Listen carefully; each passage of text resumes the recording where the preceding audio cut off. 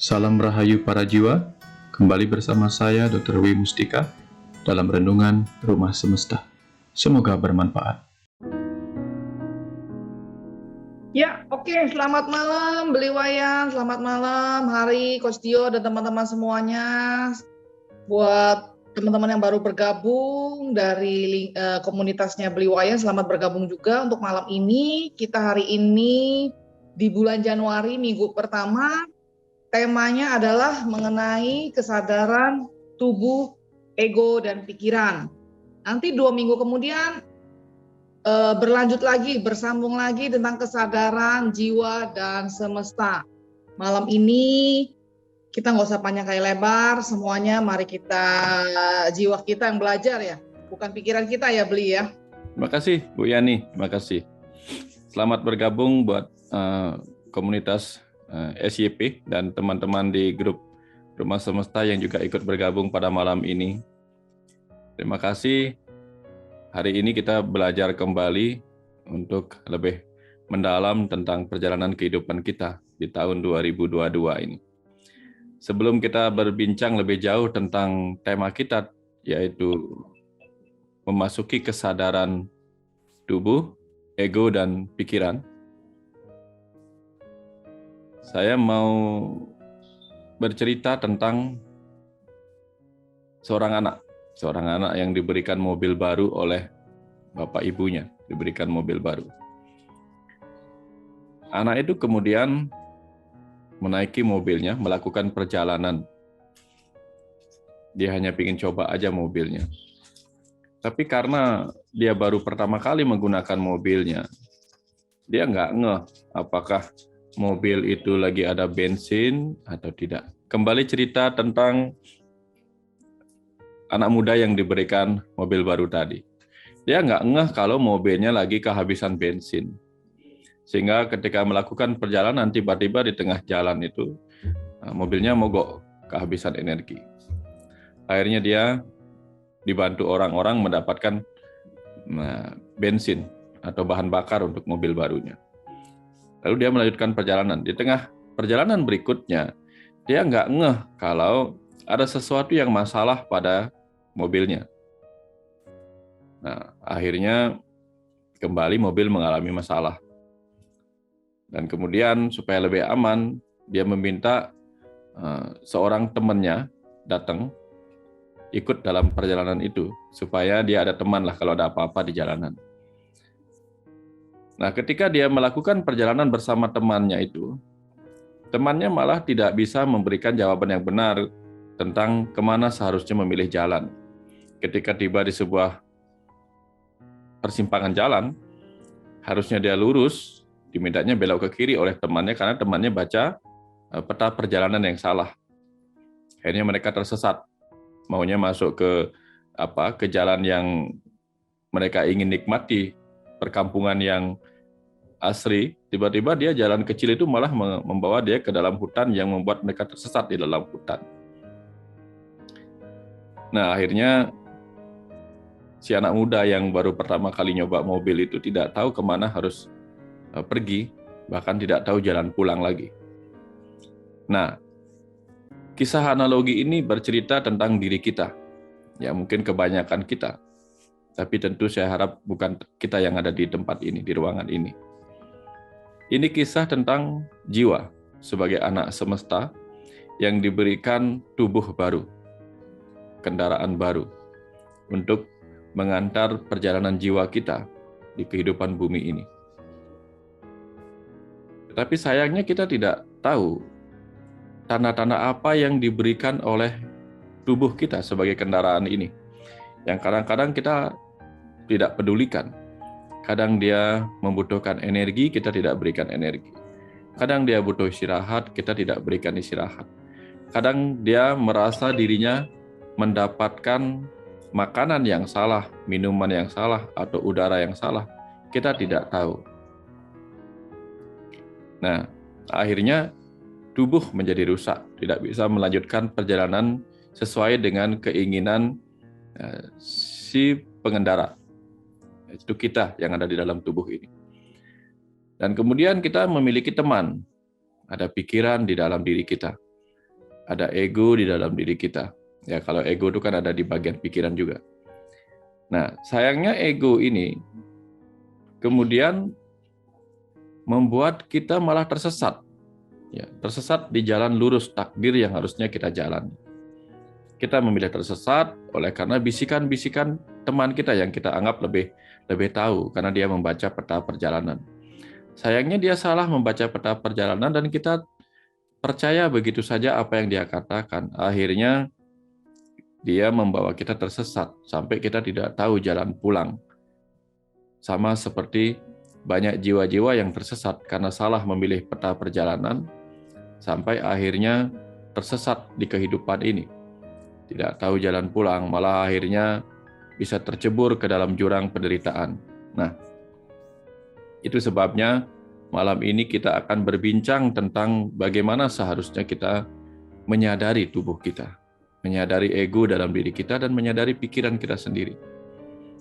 Nah, kalau kita bandingkan cerita tadi dengan cerita yang lain, yaitu bahwa pikiran kita adalah komputer, baik laptop ataupun desktop, kemudian tubuh adalah printer, dan jiwa kita adalah user yang menggunakan komputer atau laptop dan printer itu. Disinilah kita harus sadar bahwa sebagai user tentu kita adalah pengguna yang tahu bagaimana menggunakan komputer itu. Seharusnya kita bisa menyadari pesan-pesan apa yang disampaikan oleh printer kita.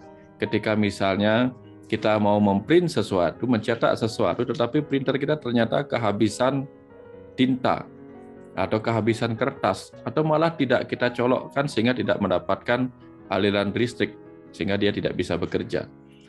Atau kita harus sadar apakah laptop kita sedang kemasukan virus yang membuat program-programnya kacau.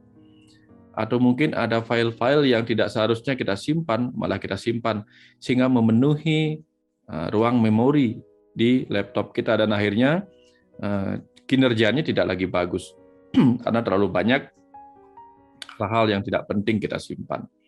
Sementara yang seharusnya kita simpan, file-file yang seharusnya kita simpan karena kita membutuhkannya, karena itu penting, malah kita lupa simpan. Dan tiba-tiba ketika mati, laptopnya mati, file yang penting itu malah hilang. Nah, dalam cerita yang sama, jiwa kita ini sebagai user dalam tubuh ini printernya, pikiran ini adalah laptopnya, di mana ada kecerdasan yang hebat seperti komputer yang sangat canggih di dalam pikiran kita ini. Kita lupa kapan harus menyimpan hal yang baik, kapan harus mendelete hal-hal yang buruk. Sehingga akhirnya memori kita malah dipenuhi oleh ingatan-ingatan yang tidak penting untuk kebutuhan kita di kehidupan ini. Lalu ketika printer kita tidak mendapatkan energi yang bagus, tubuh kita tidak mendapatkan asupan energi yang benar, akhirnya dia tidak mampu mencetak atau mewujudkan apa yang menjadi keinginan dari diri kita sebagai user di dalam diri ini, sebagai jiwa, atau sebagai roh, sebagai atman. Nah, itu sebabnya dalam dua cerita awal tadi tentang pengendara mobil ataupun user dari komputer, di sini kita semakin yakin betapa pentingnya kita menyadari tubuh kita. Belum di level pikiran, baru di level tubuh saja. Ya, kadang-kadang itu tadi. Kita tahu tubuh kita ketika masih sehat, ya membutuhkan energi. Kadang kita memberinya energi berlebihan, melebihi seberapa dia seharusnya kita siapkan untuk melakukan aktivitas. Akhirnya energi-energi menumpuk menjadi lemak dan kita kegemukan, lalu membuat tubuh kita bekerja keras untuk mengatasi kegemukan kita sendiri. Atau tubuh kita ada saatnya mengalami kelelahan. Dia membutuhkan momen untuk memperbaiki sel-sel yang rusak karena berat saat bekerja, baik siang, pagi, ataupun bahkan malam.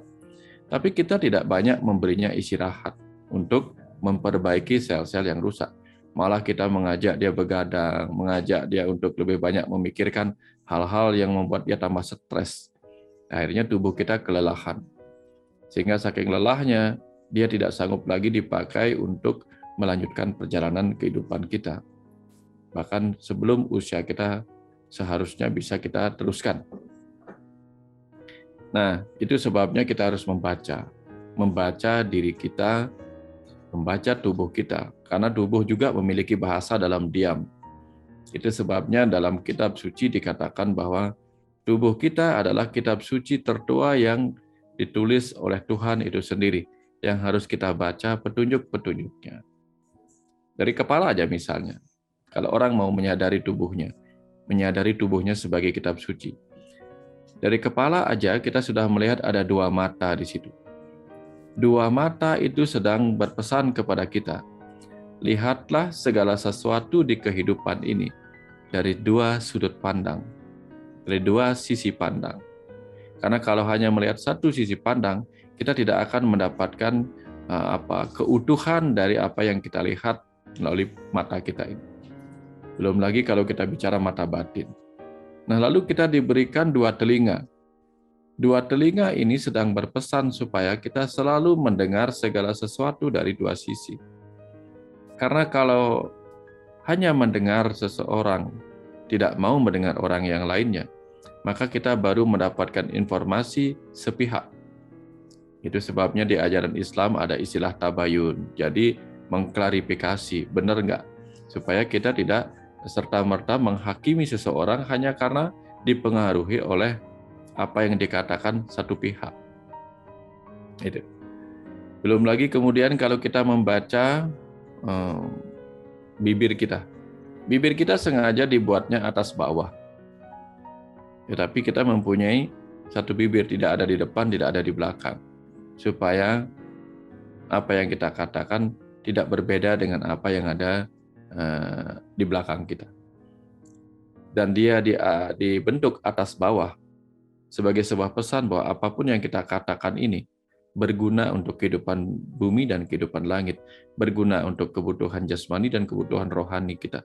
Jadi ada keseimbangan vertikal, horizontal, ada keseimbangan antara apa yang kita lakukan di kehidupan di alam kematian nanti. Nah, itu baru di bagian wajah kita. Wajah kita. Belum lagi kalau wajah kita dibaca, gerak-gerik wajah kita itu dibaca, itu bisa kita tahu betapa berbahayanya kita. Kalau kita salah menggunakan mata, mata itu bisa menyebabkan kita mati. Mata juga bisa menyebabkan kita disukai. Jadi kalau mata kita melotot tanpa sebab yang jelas, lalu memandang orang-orang yang tidak kita kenal dengan tatapan yang tidak seharusnya, itu bisa menyebabkan kematian pada diri kita. Tapi kalau kita menatap seseorang dengan rasa empati, itu bisa menyebabkan kita memiliki banyak keluarga, banyak teman, banyak sahabat yang mungkin kelak akan membantu kita. Nah, di bagian itu saja sudah berat. Belum lagi bicara tentang pikiran belum lagi kalau kita berbicara tentang bibir kita yang mengeluarkan kata-kata. Setiap kata bisa menyakitkan, bahkan tidak berkata-kata pun bisa menyakitkan. Jadi artinya ketika kita tidak berkata-kata di saat seharusnya kita berkata, di situ menyakitkan. Di saat seharusnya kita diam tapi di situ kita banyak berkata-kata, di situ juga menyakitkan. Ini mengendalikan bibir, mengendalikan mata, mengendalikan telinga, itu saja sudah luar biasa kalau kita tidak memiliki kesadaran tentang tubuh kita. Belum kita memasuki kesadaran tubuh yang lain, misalnya lengan. Ya, lengan. Lengan, kalau kita ambil di bagian tangan saja misalnya, itu ada 5 jari. Jadi, salah menggunakan salah satu jari kita itu sudah berbahaya. Ada orang bisa mati gara-gara kita salah menggunakan jempol saja. Misalnya ada anak atau teman yang membutuhkan motivasi kita, karena dia ingin mendapatkan rasa berharga dalam kehidupan ini. Gara-gara kita lupa untuk mengangkat jempol kita, tapi sebaliknya kita membalikkan jempol kita mengarah ke bawah, dia kehilangan semangat, lalu merasa dirinya tidak berharga, hanya gara-gara jempol. Ya. Kemudian menggunakan jari telunjuk, kalau salah menunjuk, ya, itu berbahaya. Misalnya, kalau dia karyawan, menunjuk-nunjuk bosnya, itu berbahaya. Dia bisa dipecat. Tapi kalau bos menunjuk-nunjuk karyawan, artinya karyawan sering diberikan pekerjaan, itu bisa saja membuat karyawan itu mendapatkan gaji yang besar. Itu bahayanya kalau kita menggunakan telunjuk dengan cara yang salah. Apalagi kalau menggunakan jari tengah, itu bisa berbahaya. Bisa menimbulkan perkelahian gara-gara menggunakan jari tengah dengan cara yang salah. Ya, tapi dokter kandungan itu ibu jari dan jari telunjuk dan jari tengahnya itu adalah asuransinya untuk mendapatkan penghasilan. Nah, ini cerita tentang betapa berbahayanya kelima jari kita kalau kita salah menggunakannya. Belum lagi tentang kaki kita. Nah, ini. Sehingga di situ kita penting sekali menyadari tubuh kita ini bisa menjadi sesuatu yang sangat-sangat mendukung kebutuhan jiwa kita, tapi juga bisa sangat-sangat menyebabkan perjalanan jiwa kita terhambat, bahkan mengalami kondisi perjalanan yang penuh penderitaan. Tangan yang salah memegang bisa menyebabkan kita masuk penjara. Tapi tangan yang memegang dengan cara yang benar itu bisa menyebabkan kita mendapatkan persaudaraan. Misalnya, memegang bahu saja. Kalau kita memegang bahu orang yang sedang menderita, dan pegangan kita di bahu menyebabkan dia mendapatkan rasa ketenangan, itu bisa menyebabkan kita mendapatkan persahabatan yang baru, mendapatkan saudara yang baru. Tapi kalau bahu bos kita pegang, nah sudah dipecat kita. Nah itu artinya bahwa memegang bahu saja kita harus tahu. Mengepalkan tangan itu juga harus tahu. Ketika kita misalnya sedang memberi semangat kepada orang-orang untuk melanjutkan perjuangan, kita angkat tangan lalu kita kepalkan tangan, itu bisa membuat orang bersemangat. Tapi kalau orang yang kita hormati, yang seharusnya harusnya kita ikuti karena dia bos kita misalnya, atau dia guru kita acungkan tangan, mengepalkan tangan, itu bisa ngajakin berkelahi. Nah itu contoh bahwa kepalan tangan itu bisa berbahaya artinya. Ya, itu belum yang lain-lain lagi. Itu contoh bagaimana kesadaran tubuh kita harus kita sangat-sangat perhatikan. Belum yang di dalam, itu baru yang di luar. Yang di dalam itu misalnya apa? Ketika kita tahu tubuh kita sedang lapar, tapi kita tidak memberinya makan. Atau ketika dia sudah mengatakan dirinya kenyang, tapi kita terus memberinya makan. Itu tentu akan berbahaya. Dan ketika tubuh kita sedang tidak menginginkan karbohidrat karena mungkin gulanya tinggi, tapi kita berikan lagi, itu berbahaya. Kalau dia sudah mengatakan dirinya memiliki tekanan darah tinggi, walaupun belum diperiksa, misalnya ketika tekanan darah kita tinggi, dia sering memberi dia tanda-tanda sakit kepala, sakit leher. Nah, kemudian kita tidak memperhatikan pesan yang disampaikannya. Kita terus memakan makanan yang mengandung kolesterol, terus meminum alkohol, bahkan memberi paru-paru kita dengan asap-asap yang berbahaya, asap rokok yang banyak mengandung oksidan misalnya. Itu kemudian kita tambah menyakiti tubuh kita. Dan jangan salah kalau kemudian tubuh kita tidak mampu meneruskan tugasnya, mengantar jiwa kita kepada misi dan visi dari kehidupannya di bumi. Itu baru kesadaran tubuh.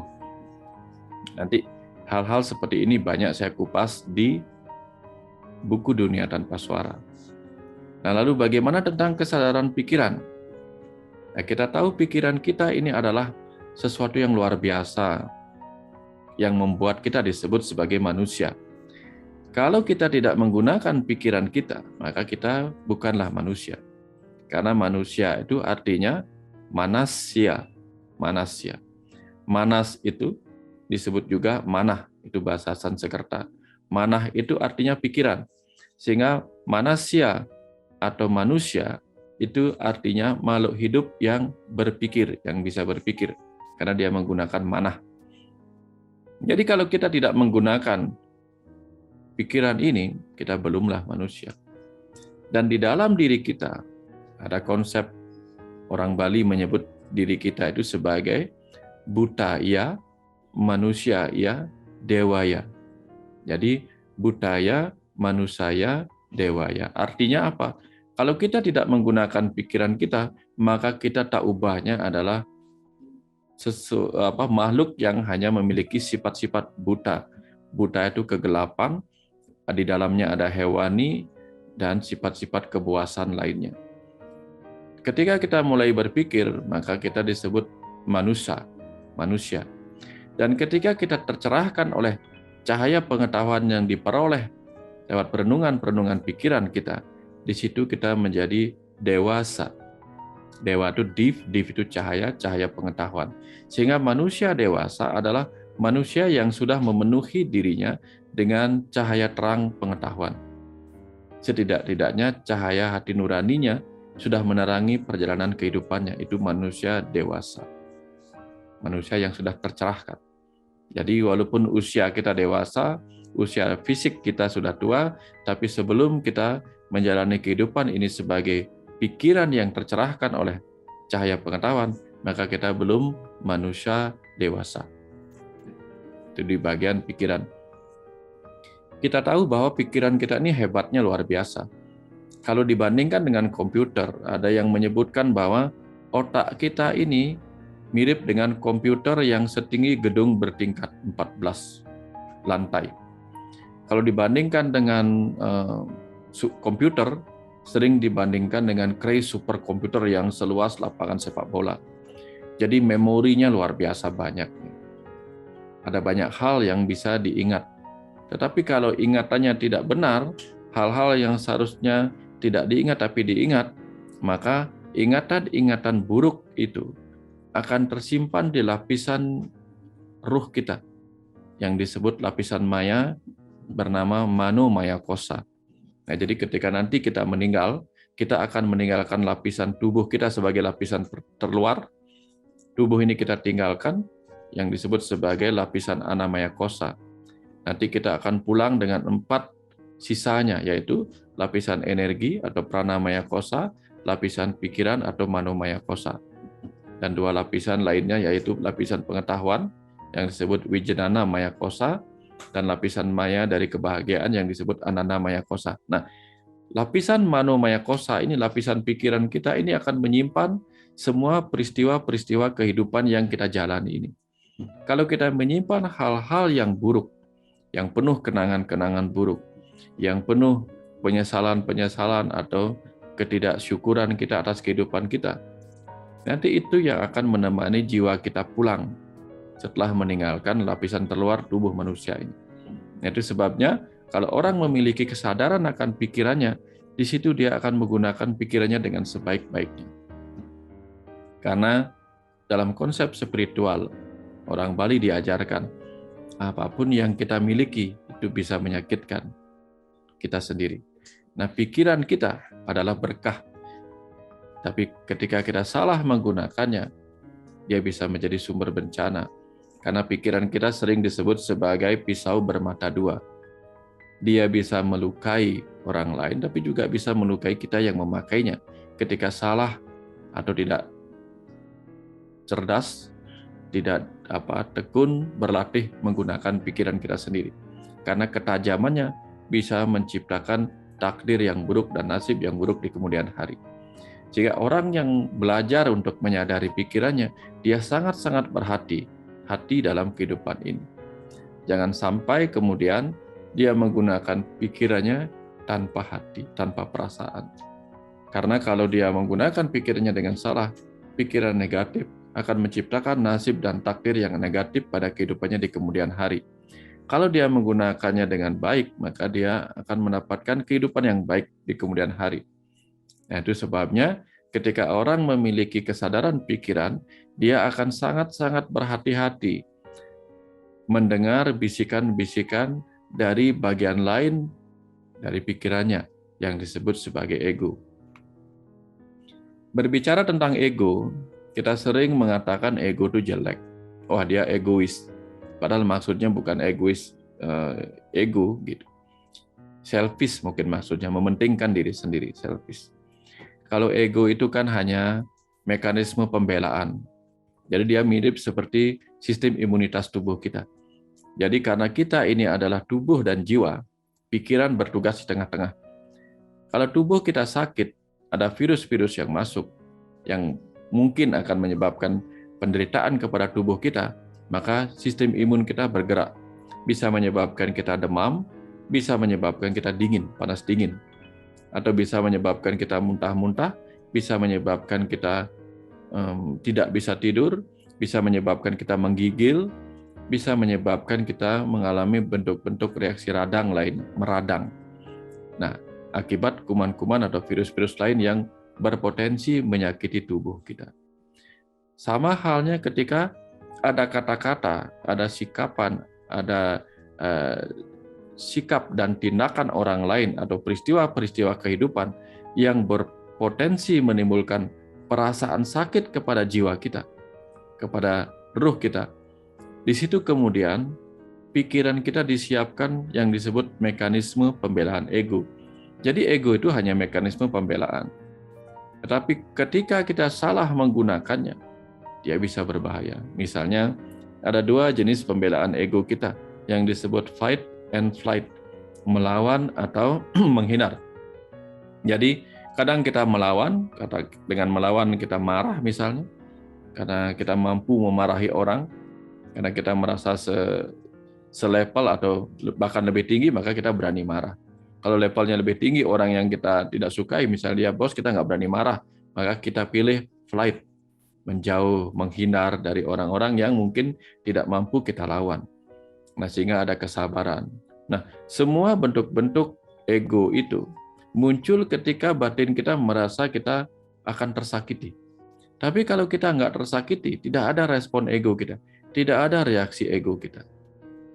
Misalnya kalau kita dicaci maki oleh orang lain, dan kita rasa caci maki itu menyakitkan, maka ego akan merespon, membisiki pikiran apa yang harus dilakukan. Mungkin melawan, mungkin melarikan diri. Melawan bisa dengan kata-kata yang sama, mencaci maki yang sama, atau bahkan melawan dengan tubuh kita. Kalau kita merasa bodi kita lebih besar, mungkin dengan melawan, memukul, menendang, dan sebagainya. Atau melarikan diri, entah menjauh, entah berlari, dan sebagainya.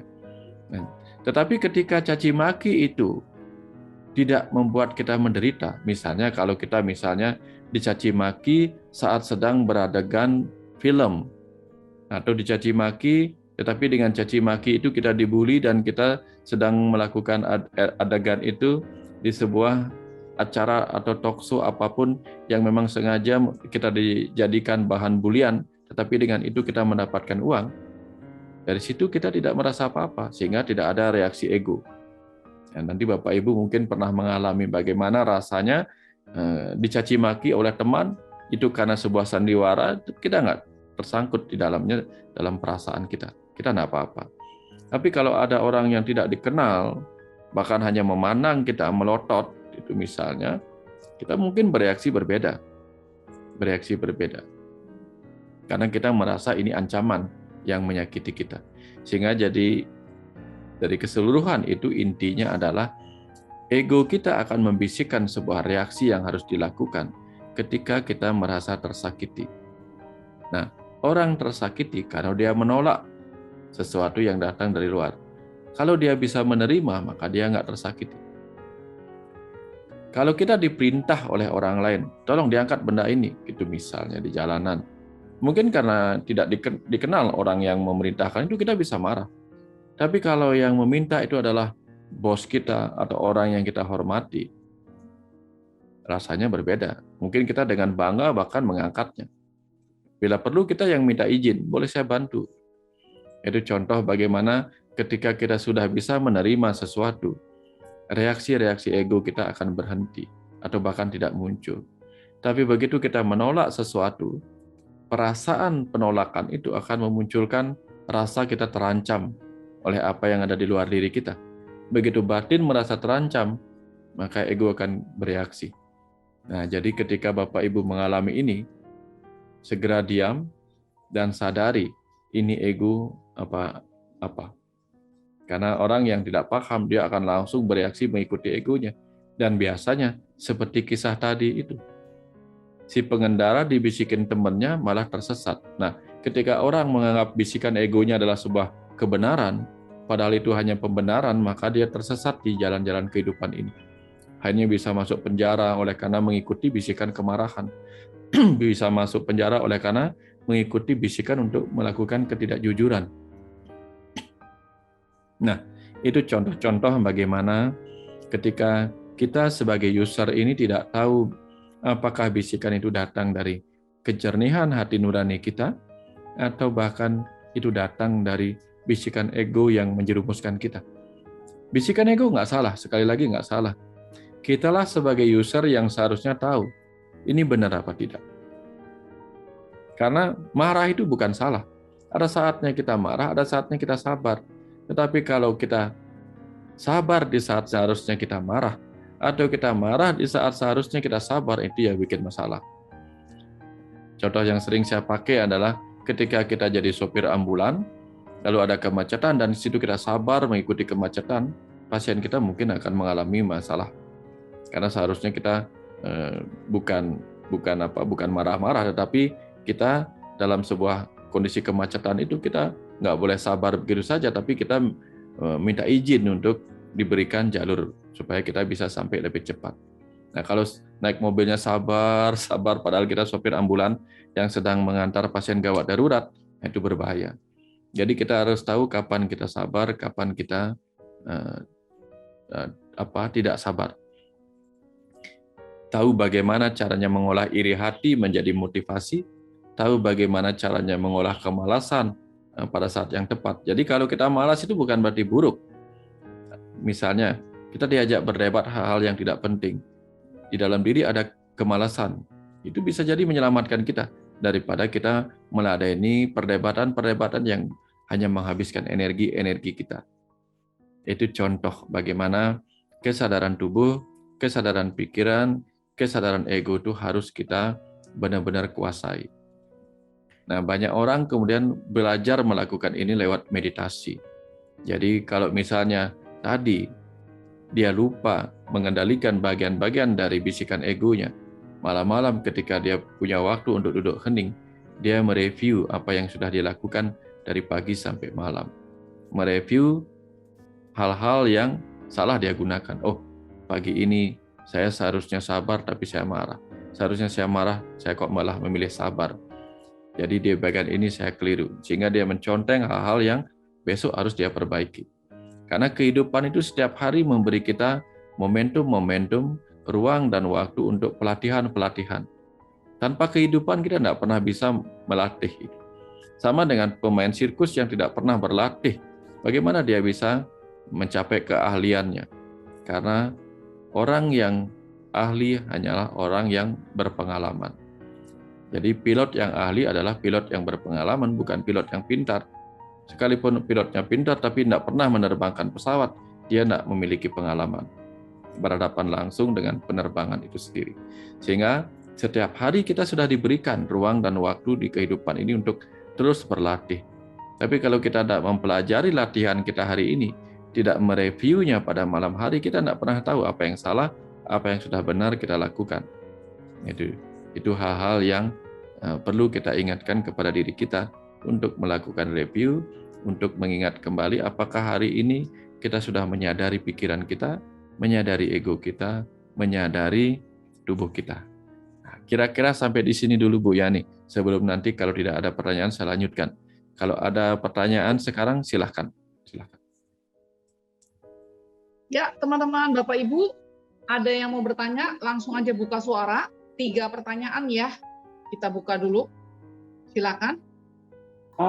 Saya mau nanya, Pak Mustika tadi bilang bahwa kalau kita untuk ego itu Pak Mustika harus ada jeda. Nah, saya mau tanya, kira-kira menurut Pak Mustika jedanya itu berapa detik ya Pak untuk sadar gitu? Baik, berapa lama kita bisa melakukan jeda? Itu tergantung latihan kita. Pada beberapa orang yang sangat terlatih, bahkan sebelum dia menangkap reaksi ego, dia sudah mengetahui ini reaksi apa yang akan muncul dalam diri saya. Bahkan dia sudah tahu itu. Jadi sebelum reaksi egonya muncul, dia sudah waspada. Tapi pada beberapa orang dibutuhkan waktu untuk bersabar lama, untuk menghadapi reaksi-reaksi ego yang terus mendesak dari dalam. Itu dia butuh waktu bisa berjam-jam, bisa berhari-hari bahkan. Ya, banyak orang yang berhari-hari tidak menyadari bahwa dia sedang mengikuti reaksi ego. Banyak orang seperti itu. Sehingga orang-orang seperti itu biasanya bisa mendendam, bisa memendam perasaan yang lama gitu. Tetapi ada orang yang dengan cepat bisa mengerti, oh ini reaksi ego. Sehingga dia berusaha mendiamkan itu. Mendiamkan dan memilih waktu yang tepat untuk menyelesaikan permasalahannya. Tidak mengikuti reaksi egonya. Nah, biasanya reaksi ego itu pada orang-orang tertentu itu bisa dengan cepat dikendalikan ketika dia sudah terbiasa. Sama misalnya dengan seorang pawang. Pawang ular yang sudah terbiasa menangkap ular dengan sangat cepat bisa tahu dari mana menangkapnya, bagaimana teknik menangkapnya. Tapi pada orang yang belum pernah menangkap ular, mungkin bahkan dia kebingungan dari mana harus memulai. Nah, itu contoh bagaimana kita bisa mengendalikan ego kita. Sangat-sangat dibutuhkan latihan. Sehingga ada orang yang bisa butuh waktu 1 jam, setengah jam. Ada orang kemudian harus duduk meditasi, tarik napas panjang untuk mengendalikan dirinya. Padahal sebenarnya reaksi ego itu hanya memberikan bisikan, tidak menimbulkan reaksi apa-apa. Tapi ketika pikirannya mengikuti reaksi ego itu, nah pikiranlah yang kemudian menyebabkan tubuh ini bereaksi mengikuti pikiran. Jadi misalnya, reaksi ego meminta kita marah. Pikiran menerima informasi untuk marah. Lalu pikiran memerintahkan tubuh untuk marah. Dan tubuh kemudian mengikuti instruksi dari pikiran untuk marah, sehingga jantungnya berdetak kencang, napasnya memburu, dan lain-lain.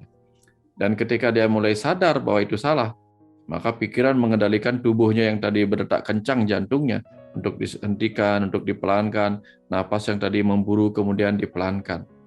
Nah, jadi artinya ego hanya memberi bisikan, lawan, lari, dan seterusnya. Kalau pikiran tidak merespon, maka tubuh biasa aja.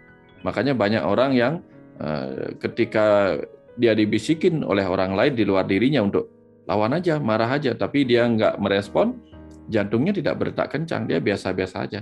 Ini yang disebut dengan orang yang tenang dalam kehidupannya. Jadi dia tidak perlu ditenangkan orang lain.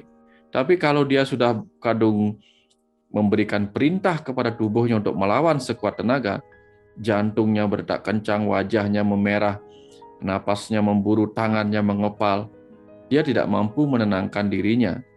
Bahkan dia membutuhkan orang lain untuk membantu menenangkannya. Ini contoh bagaimana orang-orang yang tidak menyadari itu bisikan ego dalam dirinya sudah meracuni pikirannya. Itu contoh. Seperti misalnya komputer yang sudah kemasukan virus, sehingga begitu lewat di printernya, ya sudah kita harus terima hasil cetakan yang salah. Tapi kalau orang yang sudah terkendali, bahkan ketika itu mau masuk ke ngeprint, dia kan biasanya ada pertanyaan di situ. Ini print apa cancel? Nah, ketika ada pertanyaan itu dia sudah tahu. Dia meng-cancel, ini tidak perlu di-print. Jadi dia meng-cancel reaksinya ke tubuh, nggak usah diladeni. Tapi kalau dia misalnya tidak sadar itu, tiba-tiba dia print saja, padahal dia nggak tahu bahwa yang dia print yang salah, maka tercetaklah file yang salah. Jadi tubuh akan bereaksi begitu saja oleh perintah dari pikiran, karena pikiran kita yang mempunyai kuasa untuk memerintah, bukan ego, pikiran kita. Karena pikiran kita ada di otak, kemudian otak kita memiliki saluran ke tubuh kita melalui serabut-serabut saraf untuk menggerakkan otot-otot melakukan sebuah tindakan atau sikap. Jadi kalau pikiran belum memerintahkan, ego mau bisikin apa aja cuma diam aja kita. Coba rasakan sekali waktu. Misalnya ketika kita punya masalah, dengarkan aja bisikan ego kita, akan macam-macam.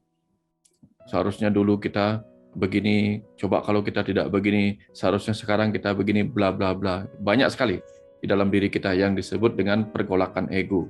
Berkecamuk bisikan setan dan bisikan malaikat dalam diri kita. Sehingga film-film kartun itu memberi kita ilustrasi.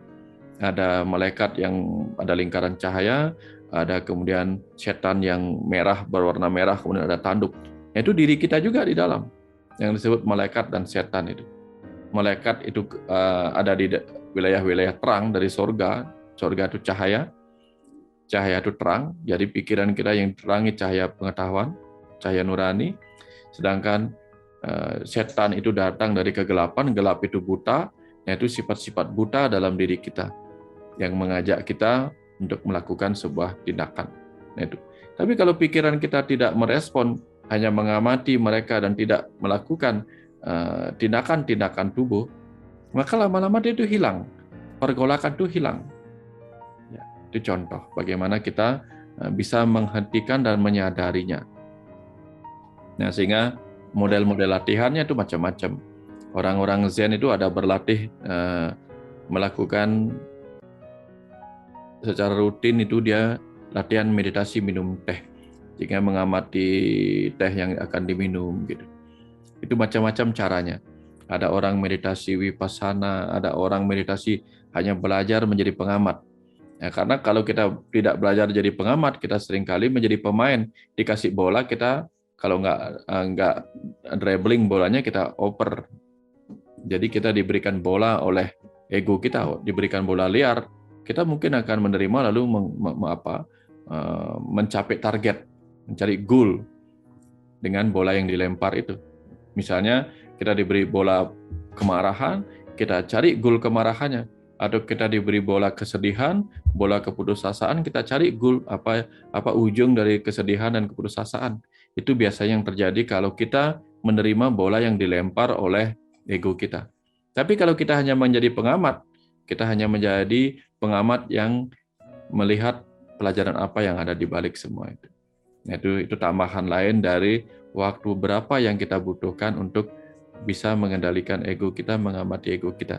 Kembali kepada latihan. Ya, hanya latihan yang membuat kita menjadi orang yang berpengalaman atau ahli dalam mengalami kesadaran ego, kesadaran pikiran, dan kesadaran tubuh. Kira-kira seperti itu, Pak Agus. Ya. Pak Agus sudah selesai? Masih ada mau ditanya? Boleh saya tanya lagi, Pak Beliwayan? Nah, ini kan dari tadi dibilang pikiran ya. Mungkin pikirannya ini semua sudah gabungan dari pikiran sadar dan tidak sadar ya. Kebanyakan orang-orang juga rasa cemas, rasa takut. Mereka mau ngapa-ngapain muncul suara-suara, aduh nanti takut begini, aduh nanti cemas begini.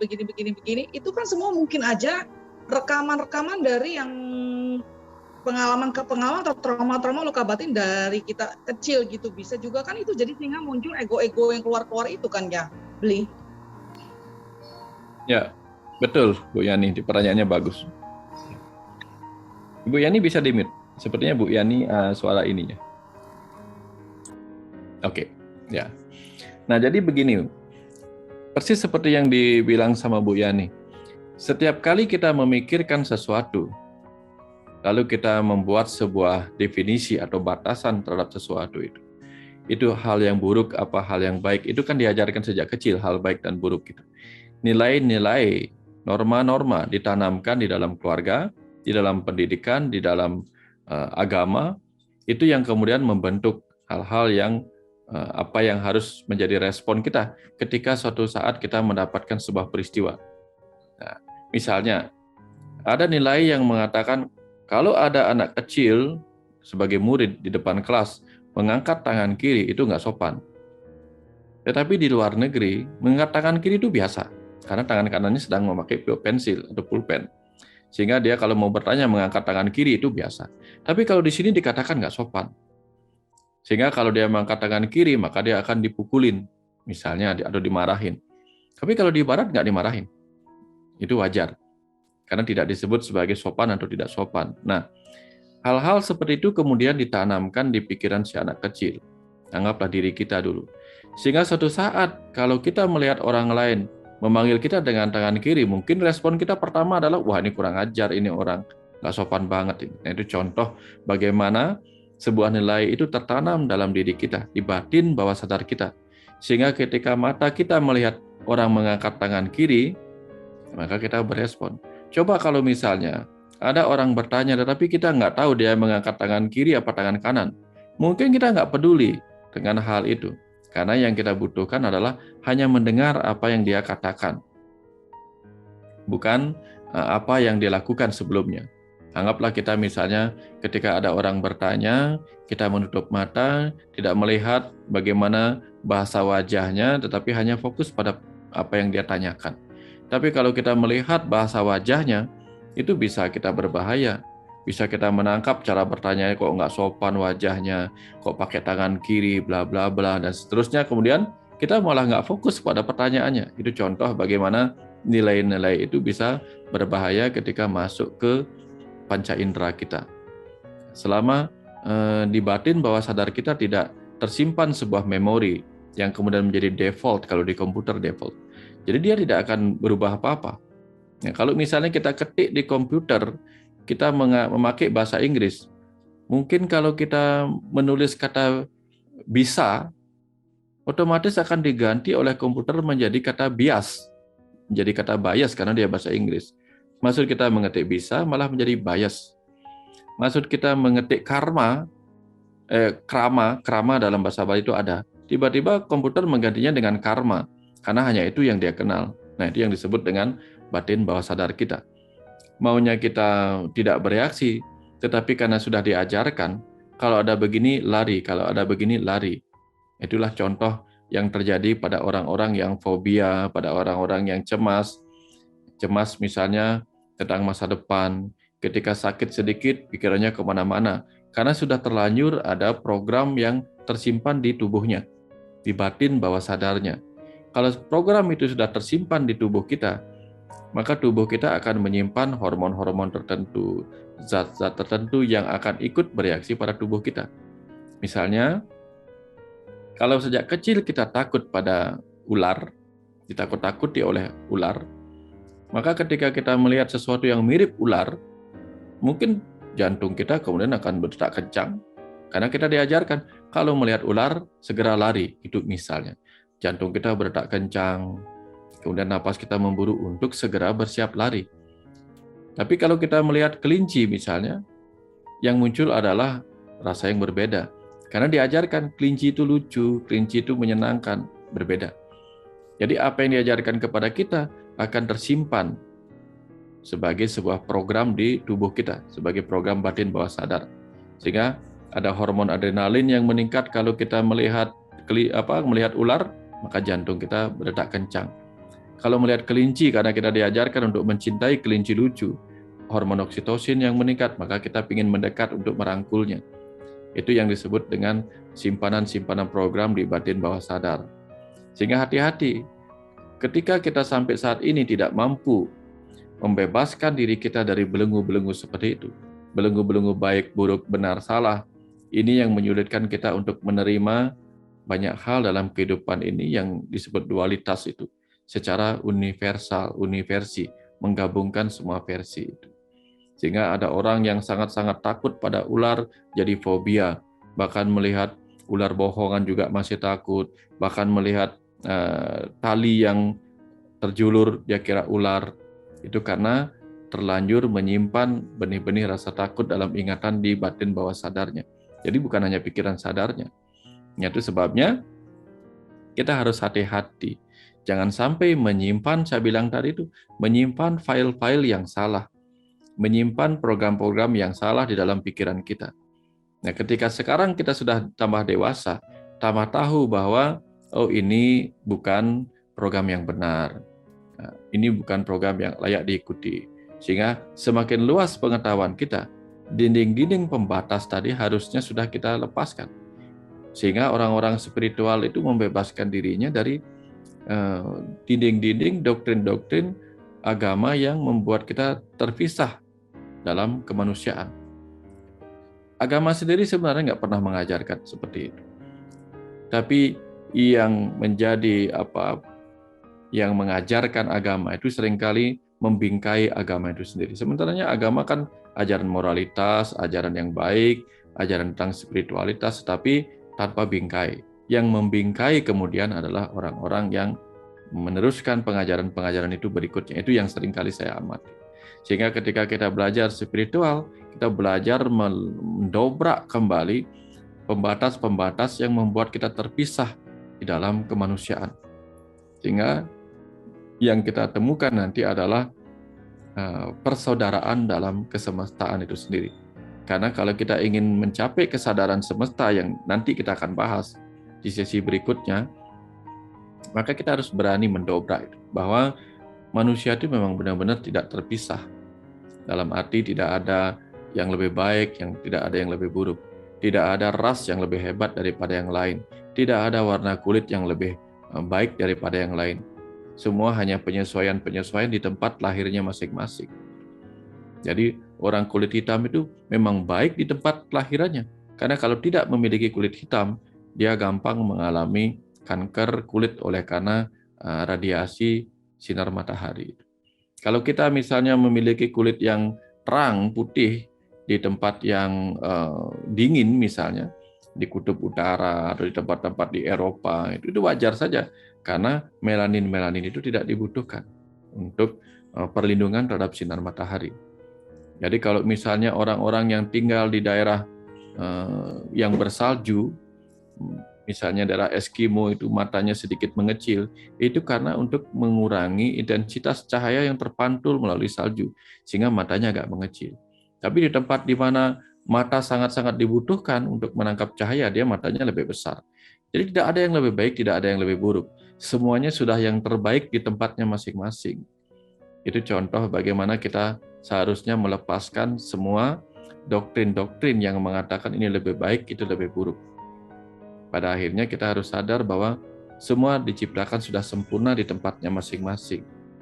Kira-kira seperti itu Bu Yani. Kalau ada yang ditanyakan lagi yang lain silahkan. Keren. Thank you, Beli. Cara pandangnya luar biasa ya. Jadi ngebuka. Oke, teman-teman, satu pertanyaan lagi silakan. Buka mic-nya. Kalau enggak, kita lanjutin, Beli. Itu tadi cerita tentang bagaimana orang mengalami evolusi dan adaptasi di tempatnya masing-masing. Jadi kalau kita berbicara tentang evolusi tubuh, seperti tadi, evolusi mata, maka tubuh kita ini memang semua berevolusi mengikuti nanti fungsi-fungsi dari jiwa kita.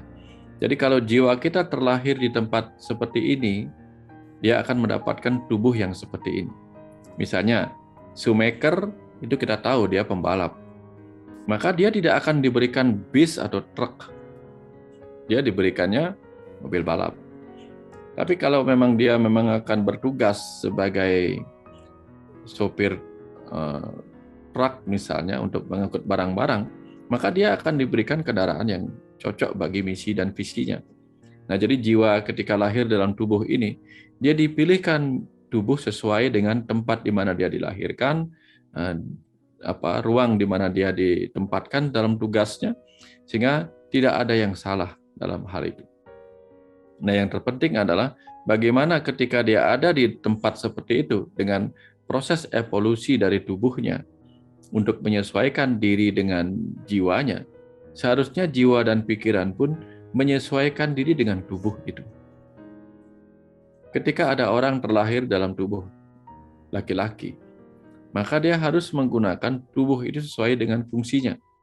Apa fungsi tubuh laki-laki? Tubuh laki-laki difungsikan untuk melakukan ini, maka dia harusnya menggunakan tubuh laki-laki sesuai dengan tugas kehidupannya.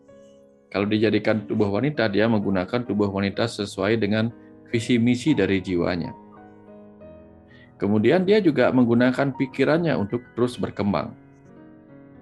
Misalnya ketika tubuhnya ditempatkan di sebuah sekolah untuk belajar, seharusnya sebagai user dia gunakan pikirannya untuk menyerap berbagai pelajaran itu. Kalau dia tidak menyerap, maka dia tidak mengikuti proses evolusi tubuhnya. Jadi ketika dia ada terlahir di keluarga kaya, orang yang mengerti harusnya akan merenung. Saya dilahirkan dalam tubuh yang lahir, besar, dan tumbuh dalam keluarga kaya.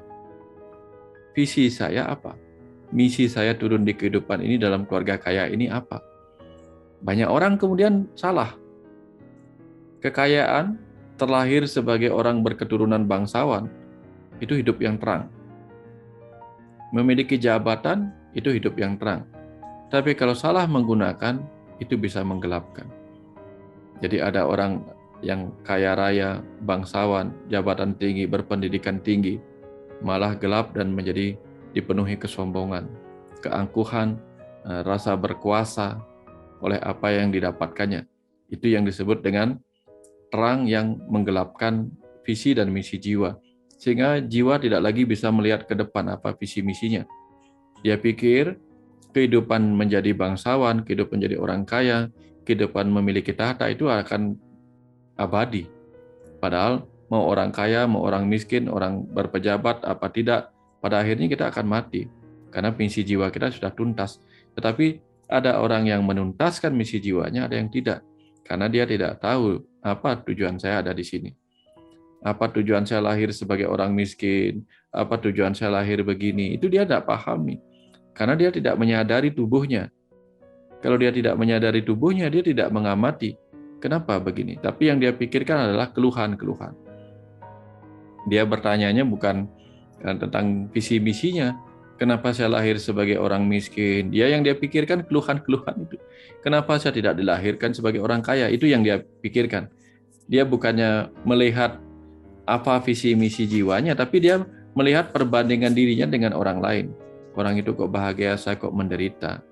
Dia tidak tahu dia menderita karena dia menolak kehidupan yang dia sudah dipilihkan baginya.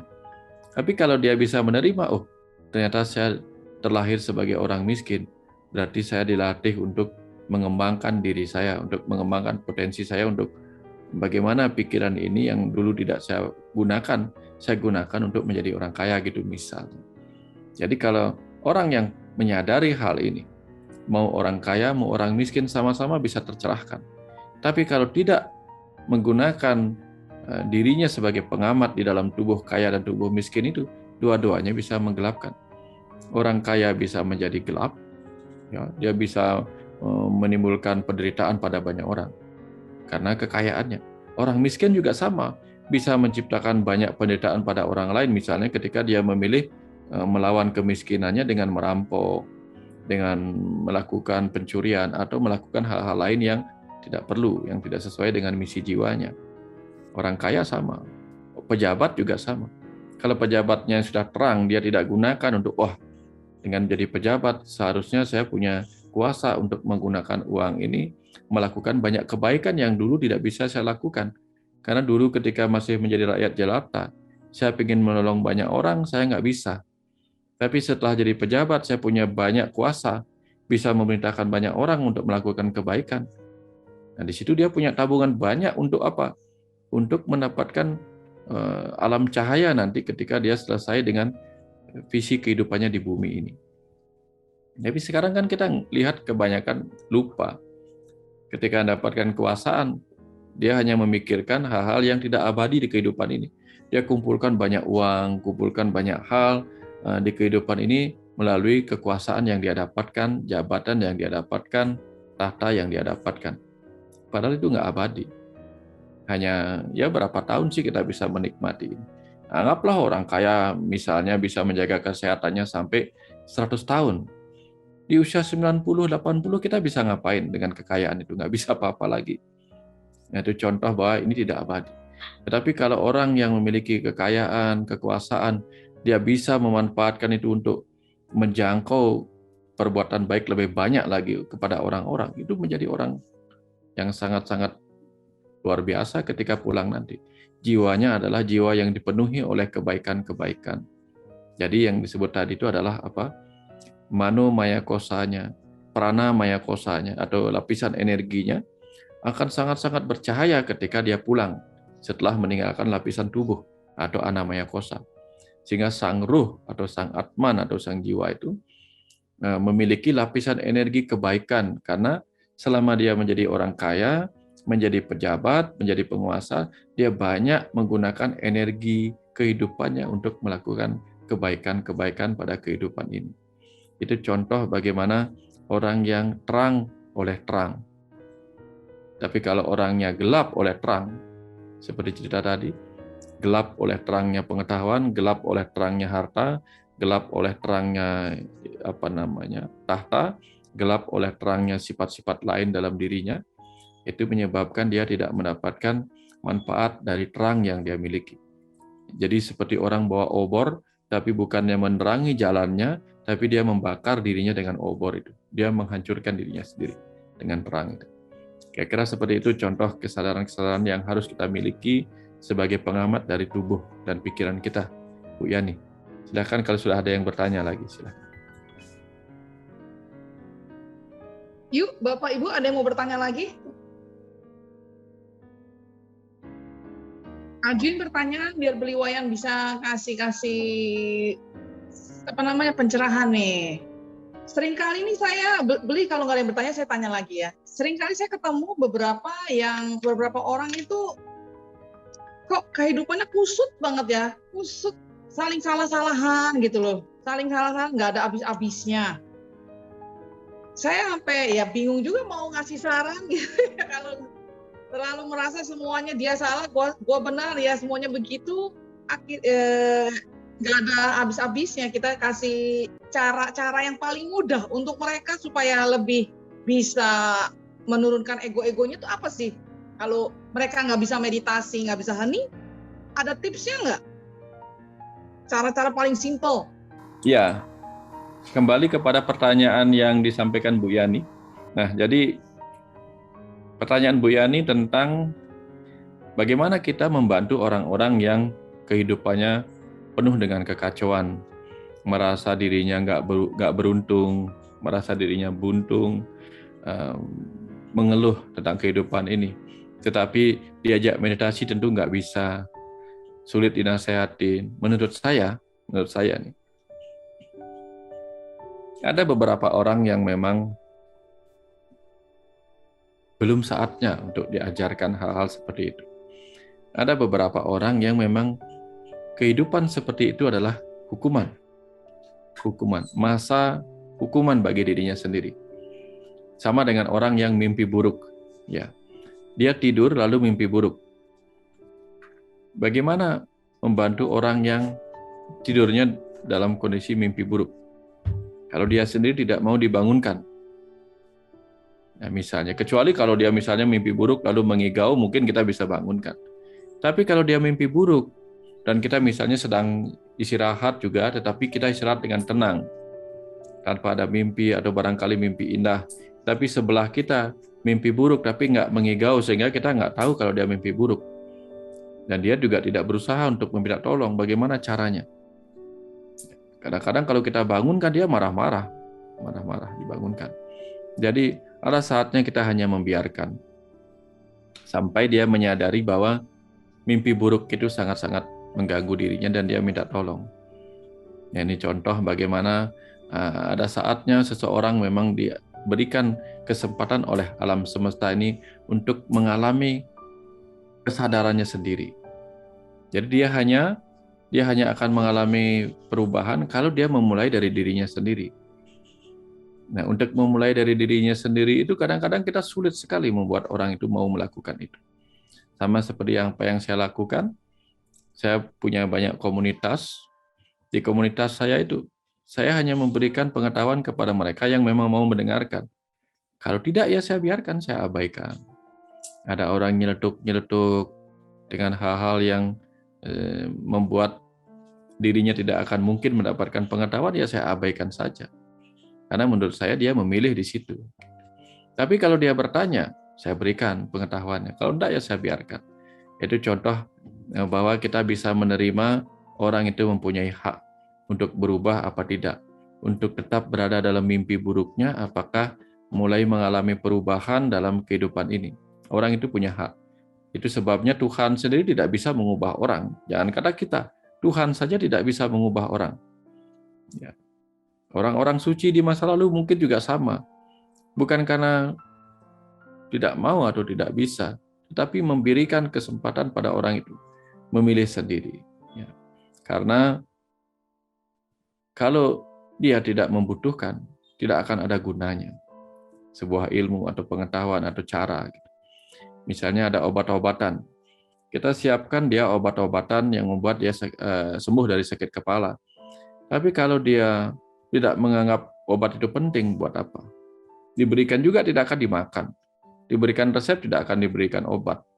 Sama seperti itu. Akan menjadi sia-sia. Jadi orang itu hanya akan mendatangi kita kalau dia benar-benar membutuhkan. Nah, kapan dia membutuhkan itu ketahuan. Jadi kembali kepada pengajaran kita tentang 5 fase itu. Ketika ada orang berada pada fase denial terhadap sebuah kenyataan, itu kita kasih tahu apa yang benar, itu ngelawan dia. Misalnya dia menyangkal bahwa dirinya sakit, menyangkal kenyataan hidup yang sedang terjadi saat ini. Itu dikasih tahu dengan cara apapun, tidak ada gunanya. Dia akan menyangkal, yang namanya dia fase menyangkal, dia akan menyangkal terus-menerus. Dia akan menganggap sangkalannya itu benar. Klarifikasi kita akan dianggap sebagai hal yang salah, jadi nggak ada gunanya. Apalagi kemudian dia masuk ke fase anger. Setelah denial, dia anger, marah-marah. Itu mau dicerahkan ada gunanya. Mau dikasih tahu kayak apapun dia ya marah-marah aja. Justru kedatangan kita dianggap mengganggu. Itu sama dengan misalnya ada harimau yang terjerat, ya kita ingin menolong bisa digigit kita. Maka tunggu sampai kemudian dia benar-benar mengizinkan kita menolongnya. Ya. Kemudian pada fase bargaining, nah di fase bargaining ini, kalau orang sudah masuk fase bargaining, di situ dia mulai tawar-menawar. Apa yang bisa saya lakukan untuk menghadapi masalah ini? Nah, di fase itulah kita masuk. Ketika dia masuk fase bargaining, tawar-menawar, mencoba untuk menuntaskan masalah kehidupannya, di situ kita bisa memberikan saran, karena dia di situ tawar-menawar. Dia sudah melewati fase menyangkal dan fase denial. Kalau orang masih fase di sini, waduh diapain juga nggak ada gunanya. Malah kita ngapain kamu ngurus urusan saya begitu dia. Segala macam kita akan malah kena batunya, kita dimarah-marahin sama dia. Jadi tunggu dia masuk ke fase bargaining. Nah, tapi kalau dia masuk fase depresi, sudah diem aja, itu juga dikasih tahu apa-apa nggak ada gunanya. Lebih bagus kita memberikan vibrasi. Kalau orang depresi itu kan diem aja, ngomong juga nggak ditanggapin. Jadi kita berikan vibrasi cinta kita. Kita memberikan perhatian tanpa kata-kata. Entah dengan sentuhan penuh cinta kasih. Di situ jauh lebih bermanfaat daripada kita mengajarkan banyak hal. Nah, pengajaran itu berfungsi di fase bargaining. Jadi, tapi ada konsekuensi. Apa yang kita tawarkan bisa diterima, bisa tidak. Kalau di fase denial dan anger ini nggak ada gunanya benar-benar. Bisa ditolak benar-benar kita. Karena dia sudah merasa apa yang dia tolak itu benar. Apa yang kita berikan salah. Di fase bargaining sudah mulai bisa. Di fase depresi kita dekati tanpa kata-kata. Dan ketika dia fase acceptance, fase terakhir, akhirnya dia bisa menerima. Nah, ini besar potensi apapun yang kita katakan akan diterima. Akan diterima dan diikuti karena dia sudah pasrah. Dia sudah menerima ikhlas apapun ini. Dikasih tahu apapun, dia akan mudah mengikuti. Kalau di fase bargaining, namanya tawar-menawar, bisa dibeli, bisa nggak jadi dibeli apa yang kita katakan. Nah, di fase ini apalagi ditolak. Nah, kira-kira seperti itu Bu Yani. Cara kita menghadapi teman atau orang atau keluarga atau siapapun yang sedang ada di fase itu. Biarkan saja sudah. Tunggu dengan sabar. Iya, saya melakukan yang nomor 4 itu tuh. Saya memberikan vibrasi aja di dalam keheningan, saya send energi cinta lah gitu loh. Wah, ternyata dikonfirmasi. Thank you ya, Bli. Sama-sama, Bu ya. Ada pertanyaan lagi, ayo lanjut. Buka suaranya aja langsung, biar seru nih. Kalau nggak ada yang tanya, boleh tanya. Mau lanjutin atau boleh bertanya lagi nih, Bli, kalau itu? Boleh lanjutin. Kalau Bu Yani ada pertanyaan lagi, silahkan lanjutkan. Nah, sampai orang-orang yang begini ini ya, kebanyakan denial dan tidak mau anger, penuh anger, denial, anger nggak naik-naik tingkat sampai acceptance, biasanya lama-lama ada yang sampai meninggal kan, sampai meninggal. Nah, kalau sudah sampai meninggal itu, arwahnya itu ada yang bilang gentayangan doang atau di alam antara atau gimana ya Beli ya? Ini bagus Bu Yani pertanyaan. Bagus pertanyaannya Bu Yani.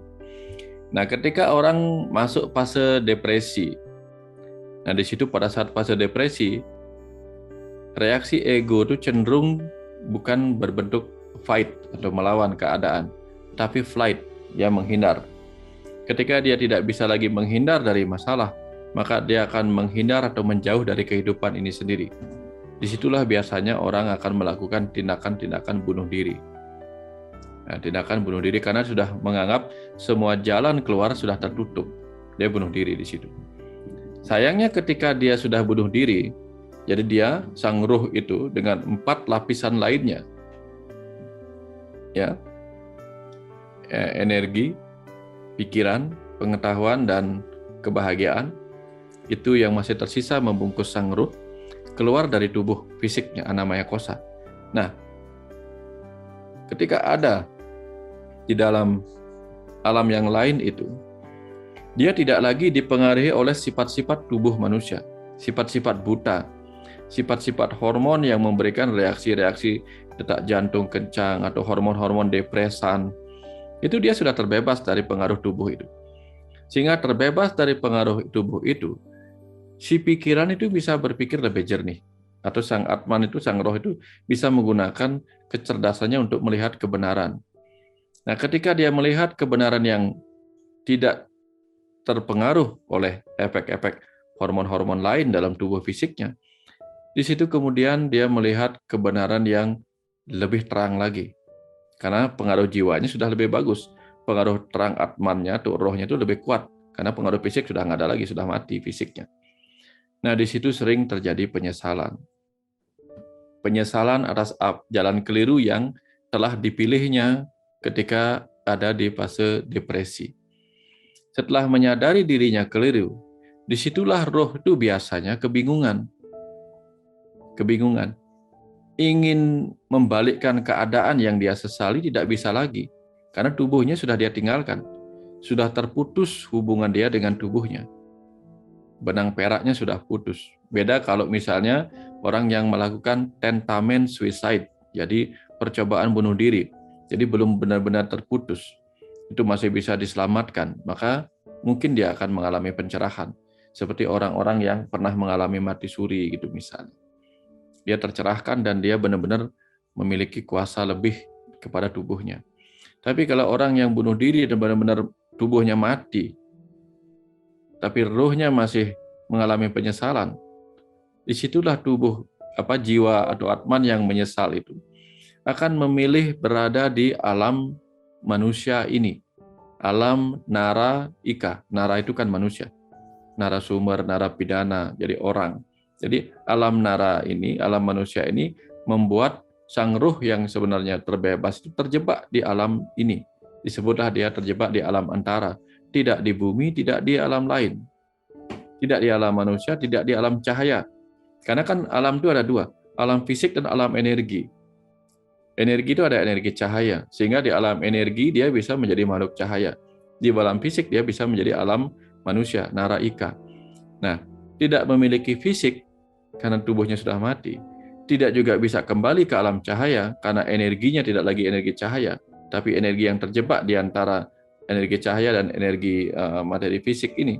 Maka dia bergentayangan di alam manusia ini. Disitulah dia disebut sebagai roh-roh penasaran, seperti itu. Sampai kemudian tiba saatnya dia menuntaskan penyesalannya sendiri. Baru dia akan bisa melanjutkan proses berikutnya. Sehingga dalam pemahaman ini, sebelum kita tiba di fase itu, karena kehidupan ini seringkali membuat semua orang pernah mengalami fase depresi. Walaupun ada yang ringan, ada yang berat, semua pernah mengalami fase ini. Ya, kita semua pernah. Di masing-masing perjalanan hidup kita pasti pernah mengalami 5 fase itu. Menyangkal sesuatu, marah terhadap sesuatu, bargaining, depresi, akhirnya acceptance. Ya, pada beberapa bentuk kejadian kehidupan kita. Ada yang berkenaan dengan harta, tahta, cinta, dan lain-lainnya. Ada yang berkenaan dengan pengetahuan, ke sekolah, dan sebagainya itu. Pasti pernah. Nah, sayangnya orang-orang yang tidak mendapatkan dukungan moral, dukungan cinta kasih dari sahabat-sahabat, saudara-saudaranya, ketika dia masuk di fase depresi, di situ biasanya dia flight. Ya, bukannya fight. Jadi ketika dia melihat tidak ada pintu yang terbuka untuk solusi, dia flight, menghindar. Tapi kalau dia mau fight, dia bisa menciptakan sebuah pintu dari dinding tebal itu, dia bisa bongkar untuk menemukan jalan keluar. Kalau dia mau fight. Tapi kalau enggak, ya sudah, dia diam di situ, nggak keluar-keluar, dia nggak makan-makan sampai mati. Itu contoh dia bentuk flight. Dia memilih mati dan tidak mencoba untuk menemukan jalan keluarnya sendiri. Itu. Itu yang disebut roh-roh yang gentayangan ketika memilih tindakan-tindakan yang salah saat masuk fase depresi. Kira-kira seperti itu, Bu Yani. Ini ada juga pertanyaan lain di chat ini. Silakan dibacakan, Bu Yani. Dalam proses menjalankan tugas kita didukung oleh badan. Kadang kita memaksa tubuh ini tanpa kita sadari badan kita udah lelah. Di sisi lain ego mengarahkan kita untuk bermalas-malasan yang saya tanyakan. Bagaimana kita melatih untuk membedakan mana sinyal kita malas atau kita selalu memaksakan? Ya, secara fisik kita tahu bahwa ada jam-jam biologis tubuh kita itu. Jam biologis tubuh kita secara alami ditentukan oleh adanya cahaya dan tidak adanya cahaya. Jadi ketika pagi-pagi cahaya matahari terbit, cahaya matahari itu kemudian membangkitkan hormon yang membuat kita aktif. Di dalam otak kita itu ada hormon yang membuat kita aktif. Dari situ sebenarnya dalam kondisi yang sehat kita tuh bisa melakukan pekerjaan. Makanya ketika cahaya matahari terhalang oleh misalnya hari ini bermendung dari pagi sampai malam gitu misalnya, kita menjadi agak malas karena pengaruh hormon kita tidak terproduksi, terbangkitkan oleh cahaya matahari. Nah itu bentuknya. Tetapi tubuh kita itu sebenarnya fresh. Ya, kan ada beda antara tubuh yang fresh dengan pikiran yang malas. Itu beda, ada bedanya. Sehingga contoh pikiran yang malas itu adalah kita ingin melakukan sesuatu tapi ada bisikan lain, nanti aja lah, nanti aja. Nah itu contoh bagaimana kemalasan itu datang dari pikiran kita, bukan dari tubuh kita. Ya, kalau kemalasan datang dari tubuh kita, misalnya ada semangat pikiran kita mau melakukan sesuatu, tiba-tiba tubuh kok rasanya lemes, kok kepala tiba-tiba muter-muter atau apa, atau vertigo, atau kok kayaknya tubuh kita itu nggak berenergi, itu kan ketahuan. Ketahuan dari tubuh yang berenergi tetapi pikiran yang malas, atau sebaliknya pikiran penuh semangat tapi tubuhnya lagi sakit atau nggak berenergi, itu kan kita tahu sendiri itu. Ada ciri-cirinya itu. Misalnya kita baru sembuh. Pada saat kita baru sembuh, kita ingin segera melakukan sebuah kegiatan, tapi kok kayaknya kaki sakit, semuanya tubuh ini kok kayaknya seperti mobil yang jalannya ya seperti kita mau naik jalan yang curam. Kita semangat, tapi mobil kita ngok, itu artinya memang tubuh yang nggak kuat. Tapi kalau misalnya mobilnya baru, itu semangatnya tinggi, tapi malas menanjak. Nah, itu misalnya entah karena ketakutan, itu kan ketahuan jelas yang membedakan antara pikiran yang bersemangat tetapi tubuhnya lelah, atau sebaliknya tubuhnya bersemangat, pikiran yang malas bergerak. Itu contohnya.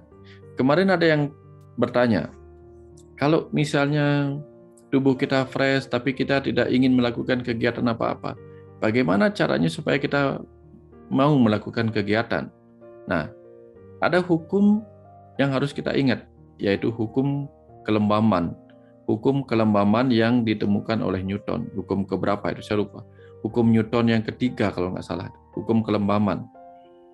Jadi di dalam hukum kelembaman itu,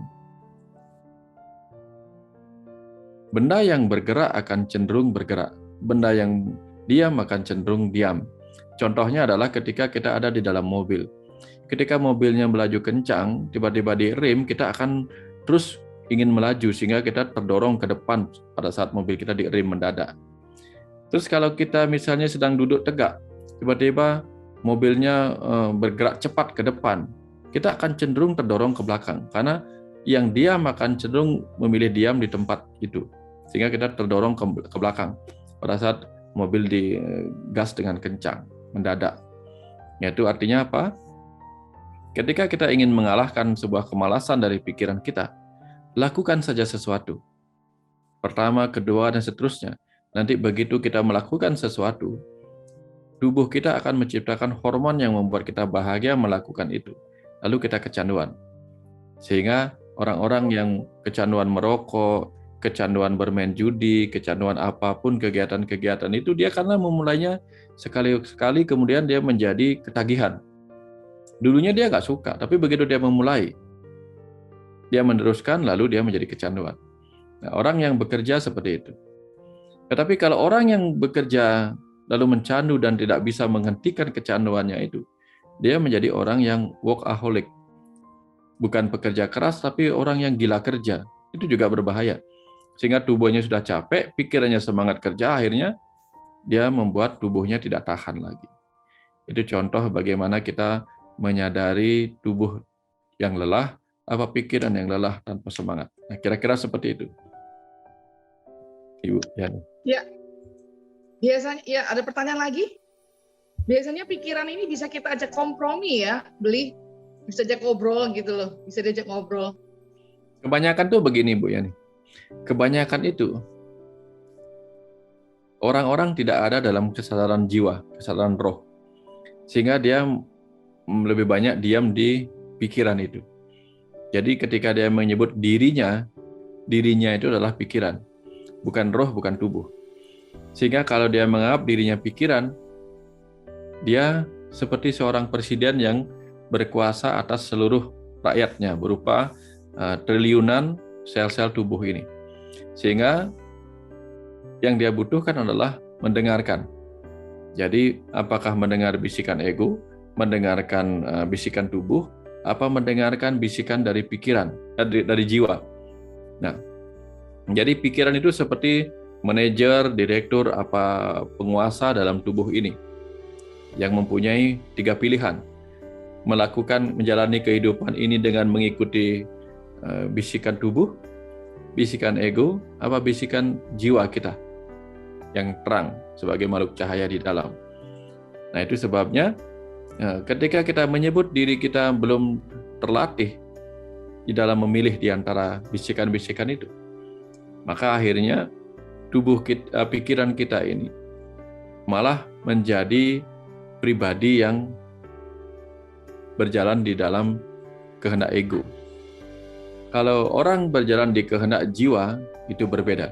Kalau orang berjalan di kehendak tubuh, berbeda lagi. Misalnya kalau hewan itu dia lebih banyak mengikuti kehendak tubuh dan egonya. Sehingga dia akan mencari makan, mencari pasangan. Jadi food and F, yaitu reproduksi. Untuk mendapatkan makanan dan reproduksi, dia akan melakukan 2 perlawanan, yaitu fight or flight. Itu kalau dia mengikuti sifat-sifat tubuh dan egonya saja, itu hewan. Tapi kalau manusia, berbeda.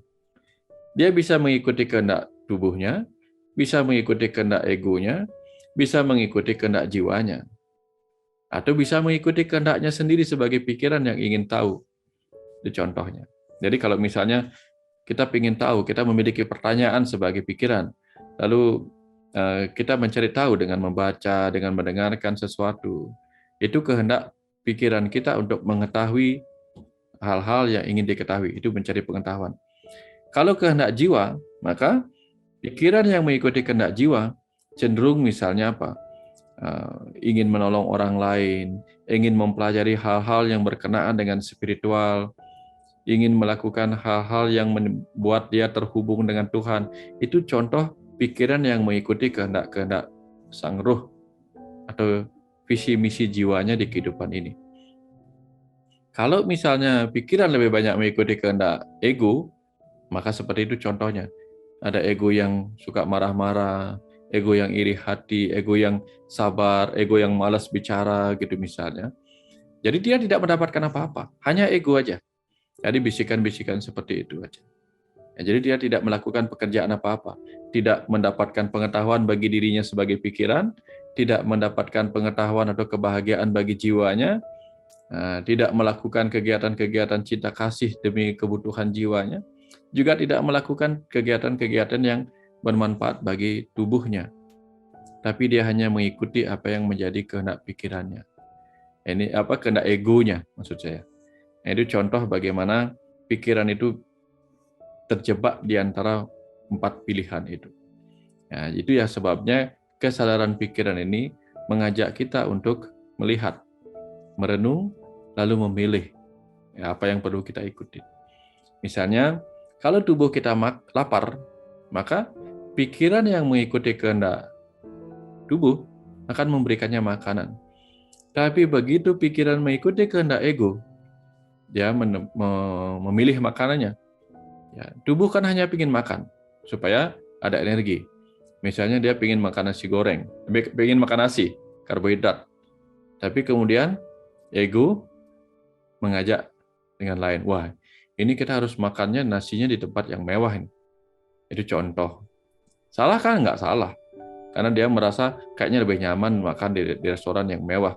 Karena ada esteem, ada esteem need di situ, rasa berharga. Padahal tubuhnya nggak minta itu. Tubuhnya hanya minta, saya butuh makan. Ego yang mungkin menginginkan penghargaan, memilih tempat makan yang bagus. Atau menginginkan rasa nyaman, itu contoh-contoh dia mengajak pikiran memilih tempat yang lebih nyaman. Kalau ada uang ya nggak masalah. Tapi kalau nggak ada uang, kemudian wah ini saya harus mendapatkan ini demi memenuhi kebutuhan tubuh saya. Dia mengatakannya demikian, padahal itu hanya kebutuhan, bukan dari kebutuhan tubuh yang ingin makan. Itu contoh. Jadi ada cara dia untuk membisiki kita. Ini yang perlu kita hati-hati. Kalau misalnya tubuh haus, dia hanya ingin minum. Hanya ingin minum, dikasih air saja dia sudah cukup. Tapi kemudian pikiran kita dibisikin, wah jangan air dong, yang begini dong, bla bla bla segala macam. Nah di situ kemudian dia mengikuti kehendak bisikan egonya. Kalau nggak alkohol nggak seru, kalau nggak ini nggak seru. Nah itu contoh. Ini yang perlu kita jadikan bahan perenungan. Kira-kira seperti itu. Ya, Beli masih ada bahan lanjutan mau di-share atau mau sisa tinggal pertanyaan-pertanyaan saja? Saya ngikut aja. Saya ikut aja, Bu. Kalau ada yang bertanya silakan, kalau enggak ya nggak apa-apa. Ya. Ada yang mau bertanya lagi? Satu lagi Beli yang kalau emang nggak ada, teman-teman nggak ada tanya, saya satu lagi boleh nanya ya. Ya, Beli. silakan. Bu, silakan. Ya, ini tadi melanjutkan yang arwah-arwah gentayangan ya. Nah, arwah-arwah gentayangan itu apakah yang di alam antara, apakah mereka juga senang, ada yang pengen belajar gitu loh. Belajar seperti kayak begini gitu loh. Soalnya ini saya biasanya ikut di webinar ini, saya di ruangan komputer library, ada ruangan sendiri. Tapi tiba-tiba pada saat tadi saya buka tablet saya, kok saya keleyengan, kayak berat gitu di sekitar saya. Saya tahu ini ada entitas-entitas. Terus saya telepon teman saya untuk nanya, ini kenapa saya keleyengan, banyak ada entitas nggak? Dia bilang banyak. Langsung saya keluar dari ruangan saya pindah ke ruangan tamu aja. Sedikit masih keleyengan-keleyengan, ternyata lebih dari atau 2 atau 3 lah yang ikut gitu loh kata dia. Saya nggak bisa lihat, tapi sedikit-sedikit bisa ngerasain. Ya udahlah saya bahasain, kalau mau belajar, tapi jangan ganggu saya. Katanya teman saya itu dia mau belajar. Nah, berarti ini arwah-arwah itu bisa mau belajar juga ya? Banyak yang ngedengerin Beliwayan nih, yang nggak kelihatan. Ya, sepertinya begitu. Tapi dia nggak dapat link Zoom-nya, jadi ya nonton sama Bu Yani. Mungkin minta didoain kali ya, sama Beli.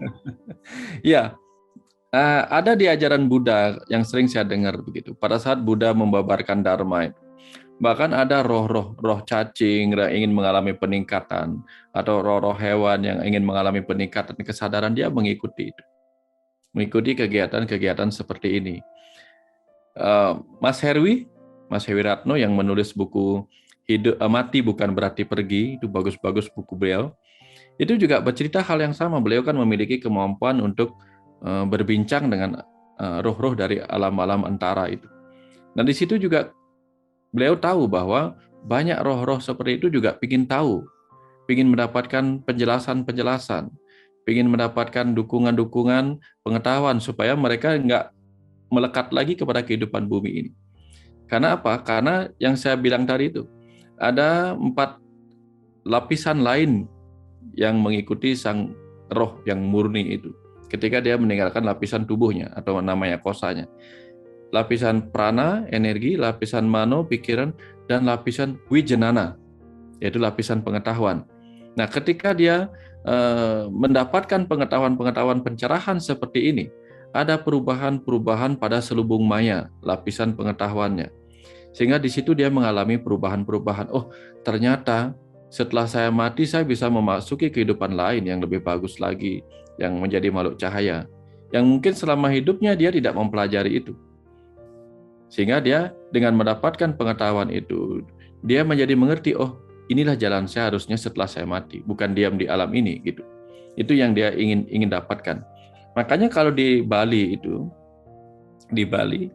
kalau orang Bali meninggal, itu akan ada banyak sekali tuntunan melalui ritual-ritual upacara. Misalnya ada upacara yang disebut upacara Mapepegat. Mapepegat itu artinya apa? Memutuskan. Sehingga ketika dia melihat keluarga-keluarga yang ditinggalkan melakukan upacara pemutusan kemelekatan dengan melakukan sebuah ritual, dia ada beras segala macam di sini taruh di tangannya kan kebalik ini, kemudian dia lemparkan ke belakang itu sebagai simbolik dia melepaskan itu. Maka sang ruh yang tadinya meninggalkan tubuh merasa keluarganya sudah ikhlas melepaskan dirinya pergi. Biasanya kalau orang Bali itu betapapun sedihnya ketika sudah melakukan ritual begini, melepaskan ini ke belakang, melemparnya ke belakang, mereka bersorak. Seakan-akan ada sukacita melepas kepergian sang roh. Nah, di situ kemudian sang roh menangkap, yang harusnya gentayangan itu menangkap, oh keluarga saya ikhlas melepaskan saya dari kehidupan bumi ini. Nah, lalu saya harus kemana? Nah, pada saat dia berpikir harus kemana itu, di Bali atau di tempat upacara itu biasanya ada orang yang menyanyikan kidung kalepasan, kidung perjalanan roh itu. Jadi kidung itu berisi pengetahuan yang mengantar sang roh. Harusnya saya perginya ke arah sini, ke arah timur, ke arah ini dan sebagainya. Dan ketika pendetanya ya pada saat upacara pembakaran mayat itu, sang roh ada di situ. Sang roh ada di situ melihat tubuhnya dibakar. Jadi kalau kita berpikir tubuh dibakar itu mengerikan, di Bali enggak. Sang roh itu ada di sana untuk melihat tubuhnya yang terbakar. Sehingga begitu tubuhnya terbakar, dia otomatis kehilangan keinginan ada lagi dalam tubuh itu. Karena tubuhnya sudah benar-benar enggak ada. Sama dengan kita misalnya punya handphone yang jatuh di jalan. Kalau handphonenya jatuh kita lihat masih utuh, kita dekati. Tapi begitu handphonenya jatuh kemudian dilindas truk sampai hancur lebur, mungkin kita malas lagi ngambilnya. Nah, itu sebabnya di Bali ada upacara pembakaran mayat. Sehingga setelah dibakar, mayat itu dirasakan oleh sang pemilik tubuh tadi itu. Merasa nggak ada gunanya lagi menangisi tubuh yang sudah terbakar, sudah kembali kepada alam itu sendiri. Akhirnya dia mendapatkan lagi pengetahuan dari siapa? Dari sang pendeta. Itu ada mantram yang bertutur kepada sang roh di alam sana itu. Wahai anakku, gitu misalnya. Sekarang berangkatlah engkau pergi kembali ke asalmu. Itu ada mantramnya. Kira-kira seperti itu bahasanya. Tubuhmu sudah kukembalikan kepada bumi. Air kembali ke air, udara kembali ke udara, api kembali ke api, tanah kembali ke tanah. Ya, kamu silahkan lanjutkan perjalananmu kembali ke alam cahaya. Itu pesan yang disampaikan oleh pendeta melalui mantra. Itu contoh bagaimana dia mendapatkan pengetahuan itu. Nah, jadi kalau bisa, kita supaya tidak membutuhkan lagi pengetahuan seperti itu, kita belajar dari sekarang. Sama seperti misalnya kita ingin pergi ke sebuah pulau, jadi kita pelajarin, misalnya kita pergi ke negara Jepang, kita pelajarin makan apa yang enak di sana, apa yang menyenangkan, sehingga kalau kita berkunjung ke negara itu, kita bisa minta kepada guide-nya, antarkan saya ke sini, ke sini, ke sini. Jadi kita setidak-tidaknya sudah ada bayangan. Kira-kira seperti itu, Bu Yani. Sehingga kalau kita hari ini banyak yang mengikuti acara-acara kita, ya biasa. Di rumah saya juga biasa begitu, kalau saya lagi berbincang-bincang di halaman ini, di halaman rumput ini, malam-malam itu bertemu banyak teman-teman, itu banyak juga yang ikut-ikut katanya. Untuk ikut mendengarkan. Ya. Ini ada pertanyaan dari Ibu Ernawati. Selamat malam. Sebenarnya kehidupan yang bagaimana yang diinginkan Tuhan ya Pak, agar kita bisa di garis finish dengan sempurna. Kadang di pertengahan perjalanan kehidupan kita merasakan kebingungan. Harus bagaimana bisa sampai di garis finish dengan sempurna. Ya, kehidupan apa yang diinginkan Tuhan? Tuhan tidak menginginkan apa-apa. Tuhan hanya menciptakan kehidupan sebagai ruang pembelajaran, sebagai ruang untuk mengalami. Selanjutnya terserah kita. Makanya kita disebut memiliki free will. kehendak bebas. Sebagai Atman, sebagai ruh, sebagai pengguna dari tubuh ini, sebagai kendaraan bagi diri kita sejati sebagai jiwa. Di perjalanan kehidupan ini, di perjalanan waktu di kehidupan ini, kita mau apa kan terserah kita. Bisa segera sampai garis finish boleh, bisa pelan-pelan boleh, tidak apa-apa. Jadi tergantung, tidak mau mempelajari boleh, semua kembali kepada kita. Jadi kalau kita bisa menikmati kehidupan ini, mendapatkan banyak pelajaran, maka yang untungnya kita. Karena kenapa semesta itu memberikan kita kehendak bebas? Karena kita akan diajak menuju kedewasaan. Ya, menjadi orang dewasa itu kan orang yang bisa menentukan pilihan, bisa menentukan sikap, tindakan, dan konsekuensi atas pilihan kita sendiri. Sehingga kita tidak disuapin apa-apa. Kita hanya diberikan sebuah pilihan dan konsekuensi dari pilihan kita sendiri. Ya, Tuhan tidak mengajarkan kepada kita jangan makan cabai karena itu pedas, jangan makan gula karena itu manis. Kitalah yang menentukan bahwa ternyata, kalau makan gula itu dapat manis, makan cabai dapat pedas, makan garam dapat asin. Jadi tinggal kita yang memilih mana yang kita sukai, mana yang cocok buat kita. Yang penting kita tahu, kalau pengen pedas jangan makan garam, makannya cabai. Kalau pengen asin jangan makan gula, makannya garam. Kita tahu konsekuensi dan apa yang harus kita pilih untuk mendapatkan itu. Itulah contoh orang yang diajak untuk bertumbuh dewasa. Jadi semesta ini menjatuhkan kita di kehidupan bumi sebagai tempat kita bertumbuh sebagai benih-benih semesta itu sendiri. Jadi tinggal pilihan kita mau bertumbuh apa tidak. Jadi kehidupan apa yang diharapkan sama Tuhan itu tergantung pada kita. Kehidupan apa yang kita harapkan gitu. Kira-kira seperti itu, Erna. Ya. Ada lagi Bu Yani pertanyaan? Ya, sementara sih belum ada pertanyaan lagi nih. Itu ada di chat apa ya? Oh ya. Udah selesai, chatnya sih udah nggak ada lagi nih.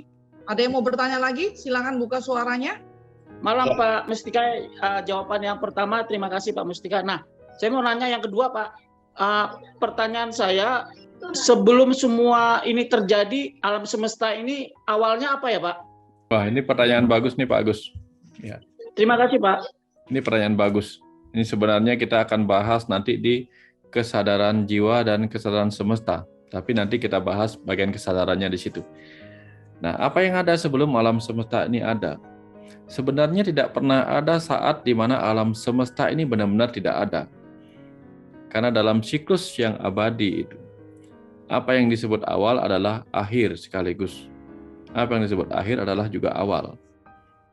Ya. Tapi sama dengan kisah di bumi ini. Ketika kita menyebut ini adalah malam, di tempat lain ini adalah siang. Ketika kita menyebut ini pagi, di tempat lain adalah sore. Karena bulat tadi, karena lingkaran tadi, lingkaran keabadian. Tapi kalau kita ingin tahu kira-kira seperti apa di sebuah alam semesta, karena alam semesta kita ini kan banyak sekali. Seperti misalnya di galaksi Bima Sakti seperti ini, di galaksi lain ada lagi. Jadi apa yang ada di alam semesta sebelum alam semesta ini tercipta? Nah, kira-kira seperti itu. Kalau kita berbicara bahwa alam semesta ini adalah ciptaan, maka tentu ada sang pencipta ketika sebelum semua ini belum tercipta. Ya. Jadi sebelum ada nyanyian, pasti ada pencipta nyanyian itu sendiri. Pencipta liriknya. Jadi sebelum alam semesta atau ciptaan ini ada, tentu sudah ada sang pencipta. Di mana? Di sebuah ruang kosong di mana belum ada ciptaan. Di sebuah momen kosong di mana belum ada ciptaan.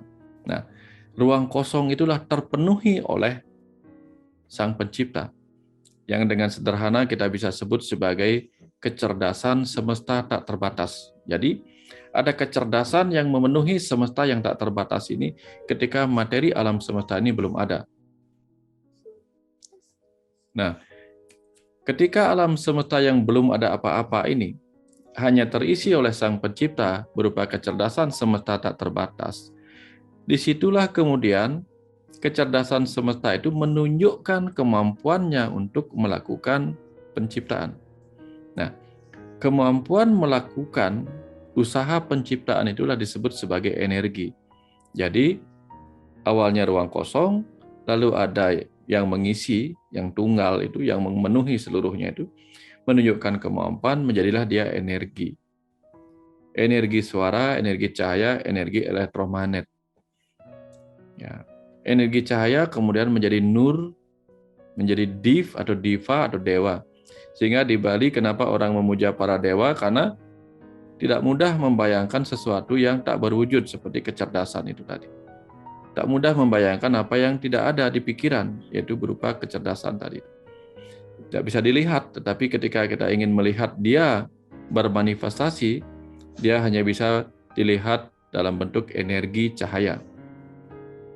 Energi cahaya. Maka ada di pada nur, kemudian ada suara. Nah, energi inilah yang kemudian memadat menjadi materi. Nah, ketika memadat menjadi materi inilah kemudian mulai terbentuk materi-materi alam semesta. Atom-atom di alam semesta ini. Atom-atom berkumpul menjadi benda-benda, debu-debu kosmik. Debu-debu kosmik menyatu kemudian membentuklah galaksi yang kemudian pecah membentuk isi alam semesta berupa materi-materi ini. Termasuk planet, bintang-bintang, bulan, kemudian asteroid atau yang lain-lainnya.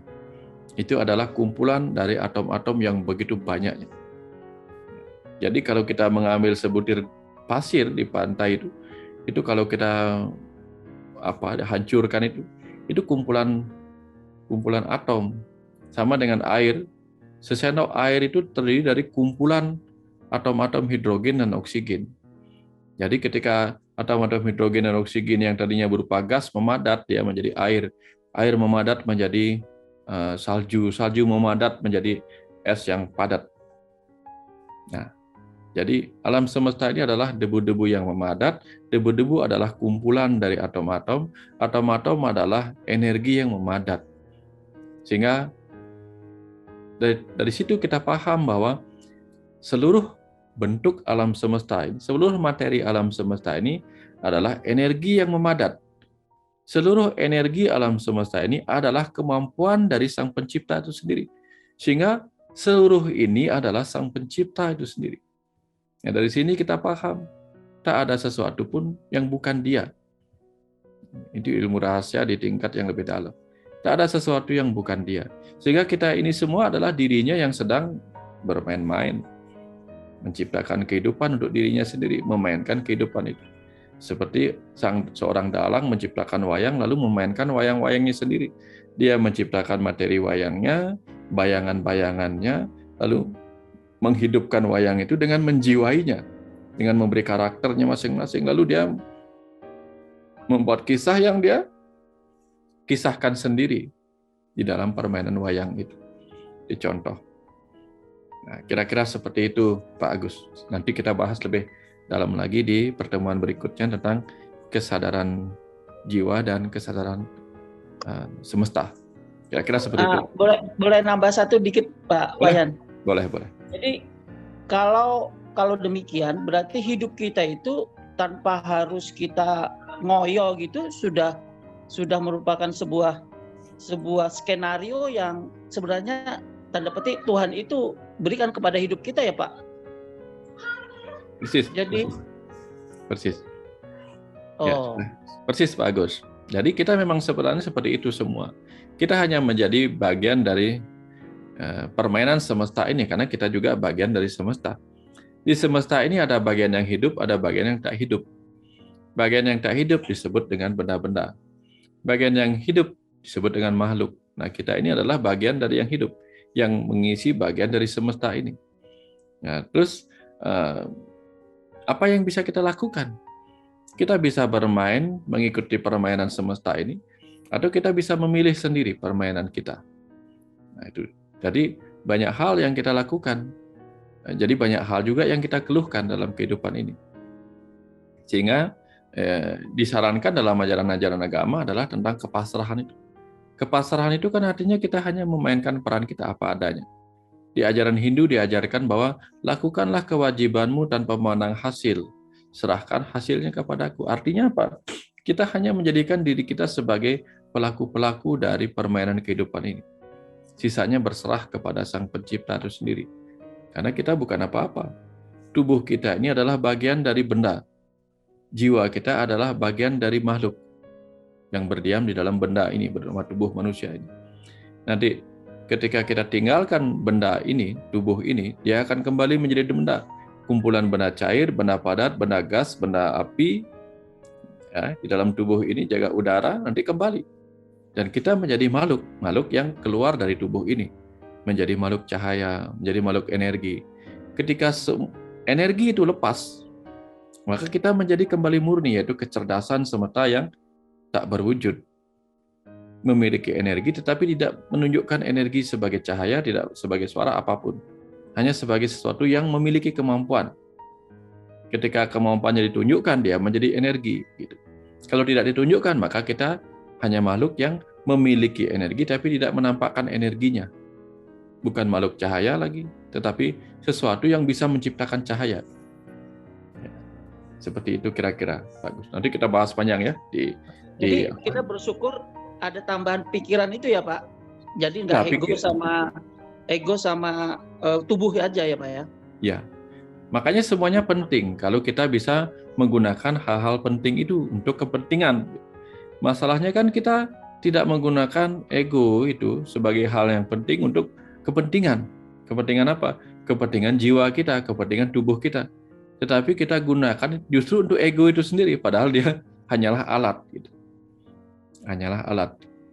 Nah, jadi kalau kita misalnya punya gergaji, apa fungsi gergaji itu kan penting. Tapi kalau gergaji kita pakai untuk melukai diri kita, itu kan berbahaya. Sama dengan ego. Ego itu kan penting. Tapi kalau kita gunakan untuk menghambat perjalanan kita, merusak tatanan kehidupan kita sendiri, dia menjadi tidak berguna. Yaitu sebabnya dibutuhkan guna atau ilmu bagi pikiran. Karena kalau pikiran memiliki ilmu atau guna itu sama, maka dia akan bisa menggunakan semua komponen dalam tubuh pikiran dan egonya itu untuk apa? Untuk berguna bagi kehidupan ini, untuk bermanfaat. Gitu. Jadi ilmu itu adalah guna itu adalah sesuatu yang berguna kalau kita gunakan, tapi kalau dia tidak digunakan, dia tidak berguna. Nah, sehingga untuk bisa menggunakan agar itu berguna, dibutuhkan guna. Ini contoh sederhananya.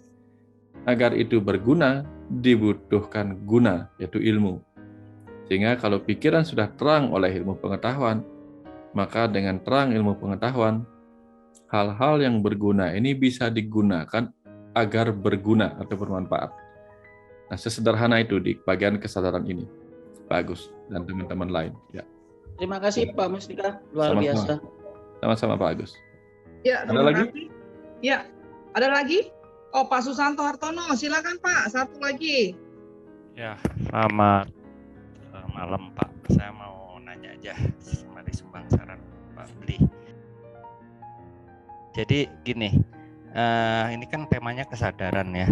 Tadi saya juga dengar bahwa yang terbaik adalah sebenarnya waktu kita lahir kita mempunyai misi jiwa masing-masing. Artinya sedapat, kalau saya tangkap, tolong dikoreksi ya jika saya salah, sedapat mungkin kita tidak mempergunakan free will kita. Berarti kita mengikuti sebagai peran lakon, istilahnya sebagai wayang, atau dalam konsep absolutisme Tuhan. Atau di antara itu tadi juga Pak Wayan bilang ada free will, atau kita tetap juga terlepas ini karena temanya kesadaran, tetap kita menjaga kesadaran dan juga memberikan sifat cinta kasih atau welas asih kepada semua makhluk, baik yang kelihatan atau tidak kelihatan, dan juga berlandaskan dengan kebijaksanaan Pak, seperti itu. Jadi apakah memang kalau sampainya apakah lebih baik kita sedikit mungkin, jadi istilahnya berpasrah diri saja tapi mengikuti lakon yang ada, atau tetap juga melakukan di antara tindakan-tindakan selama kita hidup itu juga dengan kesadaran kita juga memainkan peran free will-nya itu Pak, seperti itu. Terima kasih. Terima kasih Pak Susanto. Ini pertanyaan bagus sekali. Ya, apakah kita perlu menggunakan free will kita atau tidak, atau kita pasrah saja. Nah, bicara tentang kepasrahan ini yang sering terjadi kesalahpahaman menurut saya dalam kehidupan ini. Sama dengan saya dulu juga nggak ngerti. Sampai kemudian saya diajarkan apa arti kepasrahan. Kepasrahan itu adalah melakukan sesuatu dalam batasan kita dengan sebaik-baiknya, lalu sisanya menyerahkan kepada yang lebih kuasa.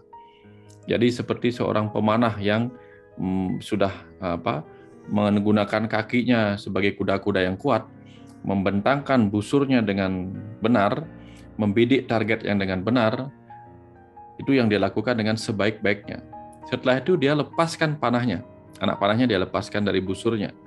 Nah, pada saat dia melepaskan anak panahnya dari busurnya, di situ dia berserah kepada kehendak semesta yang di luar kemampuannya. Nah, di luar kemampuannya itulah kemudian anak panahnya melesat. Bisa mencapai sasaran, bisa tidak. Karena dipengaruhi angin, pengaruhi beratnya anak panah, dan sebagainya. Tetapi kalaupun gagal, setidak-tidaknya dia sudah melakukan yang terbaik. Nah, melakukan yang terbaik ketika membidik dan melepaskan anak panah itulah tugas dari free will atau kehendak bebas kita.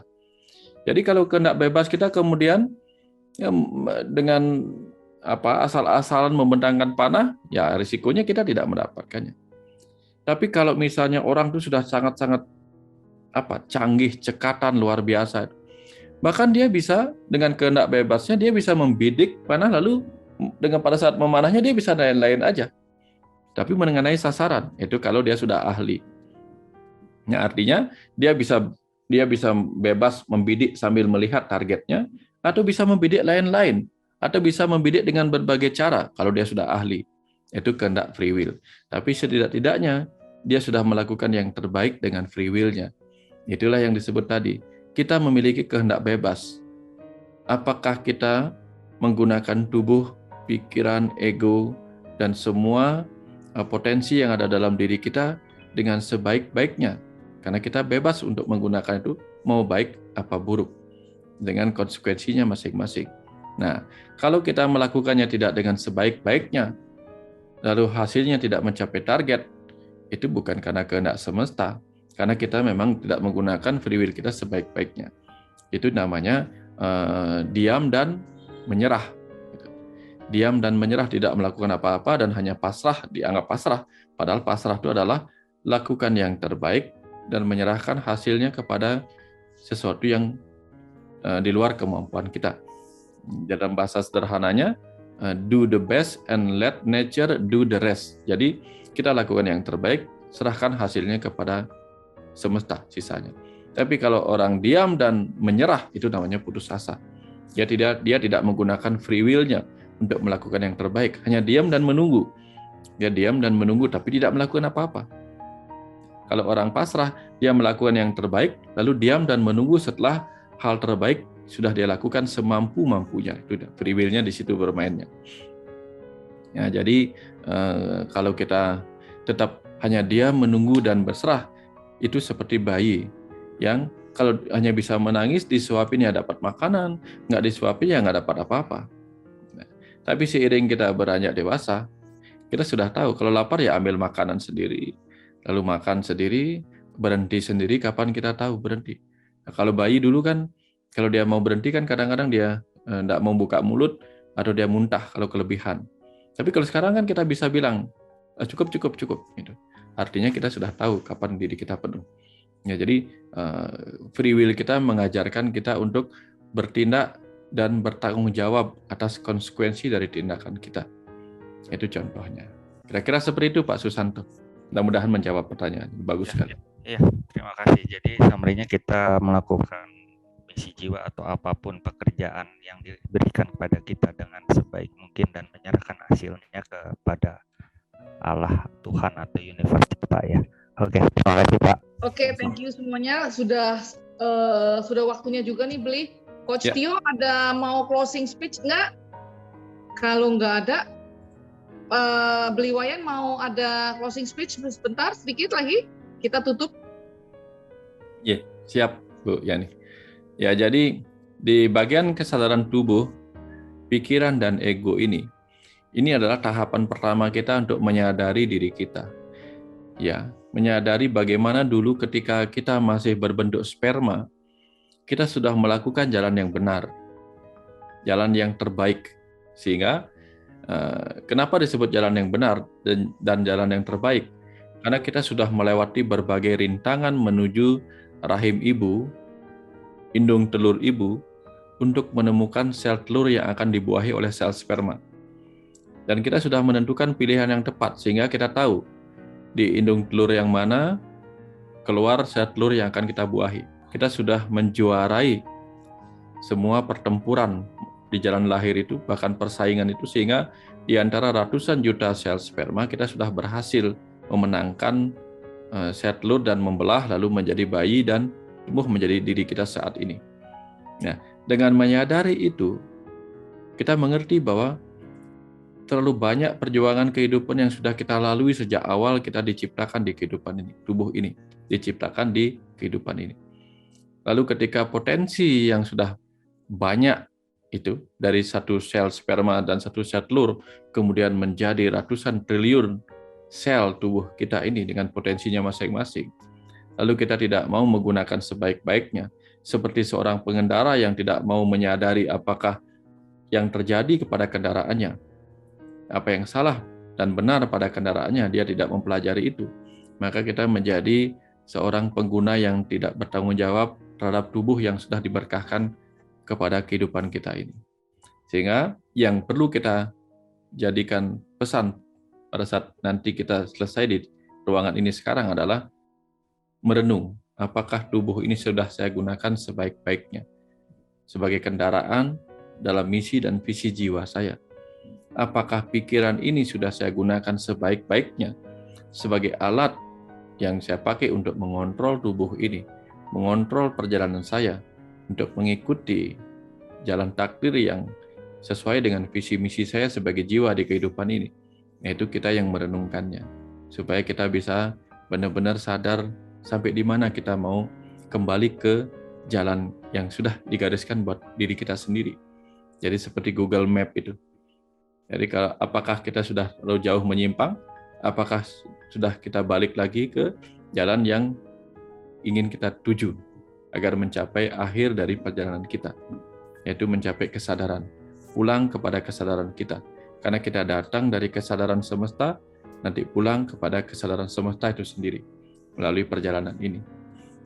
Kira-kira itu yang bisa saya sampaikan pada malam yang berbahagia ini. Semoga dalam perenungan berikutnya kita semakin menyadari tubuh kita, pikiran kita, dan ego-ego di dalam diri kita sebagai alat-alat yang menyempurnakan kendaraan tubuh ini. Berikutnya nanti kita akan membahas lebih dalam lagi. Baru di situ kita akan melihat untuk apa jiwa kita ada di kehidupan ini. Untuk apa kehidupan ini diciptakan. Lalu kemana kita akan pergi setelah kematian ini. Dan apa itu kesadaran semesta. Itu yang akan kita bahas berikutnya. Tolong siapkan pertanyaan banyak supaya nanti lebih hidup. Saya kira seperti itu. Keren banget. Penasaran banget. Ya oke, Bliwayan terima kasih banyak, Bapak Ibu terima kasih. Jangan lupa 2 minggu lagi kita ketemu lagi. Hari, thank you, thank you. Silakan teman-teman, bapak-bapak leave dari ruangan Zoom ini. Silakan, Bli, terima kasih. Thank you, thank you. Terima kasih. Terima kasih Pak Wayan. Terima kasih Pak Wayan.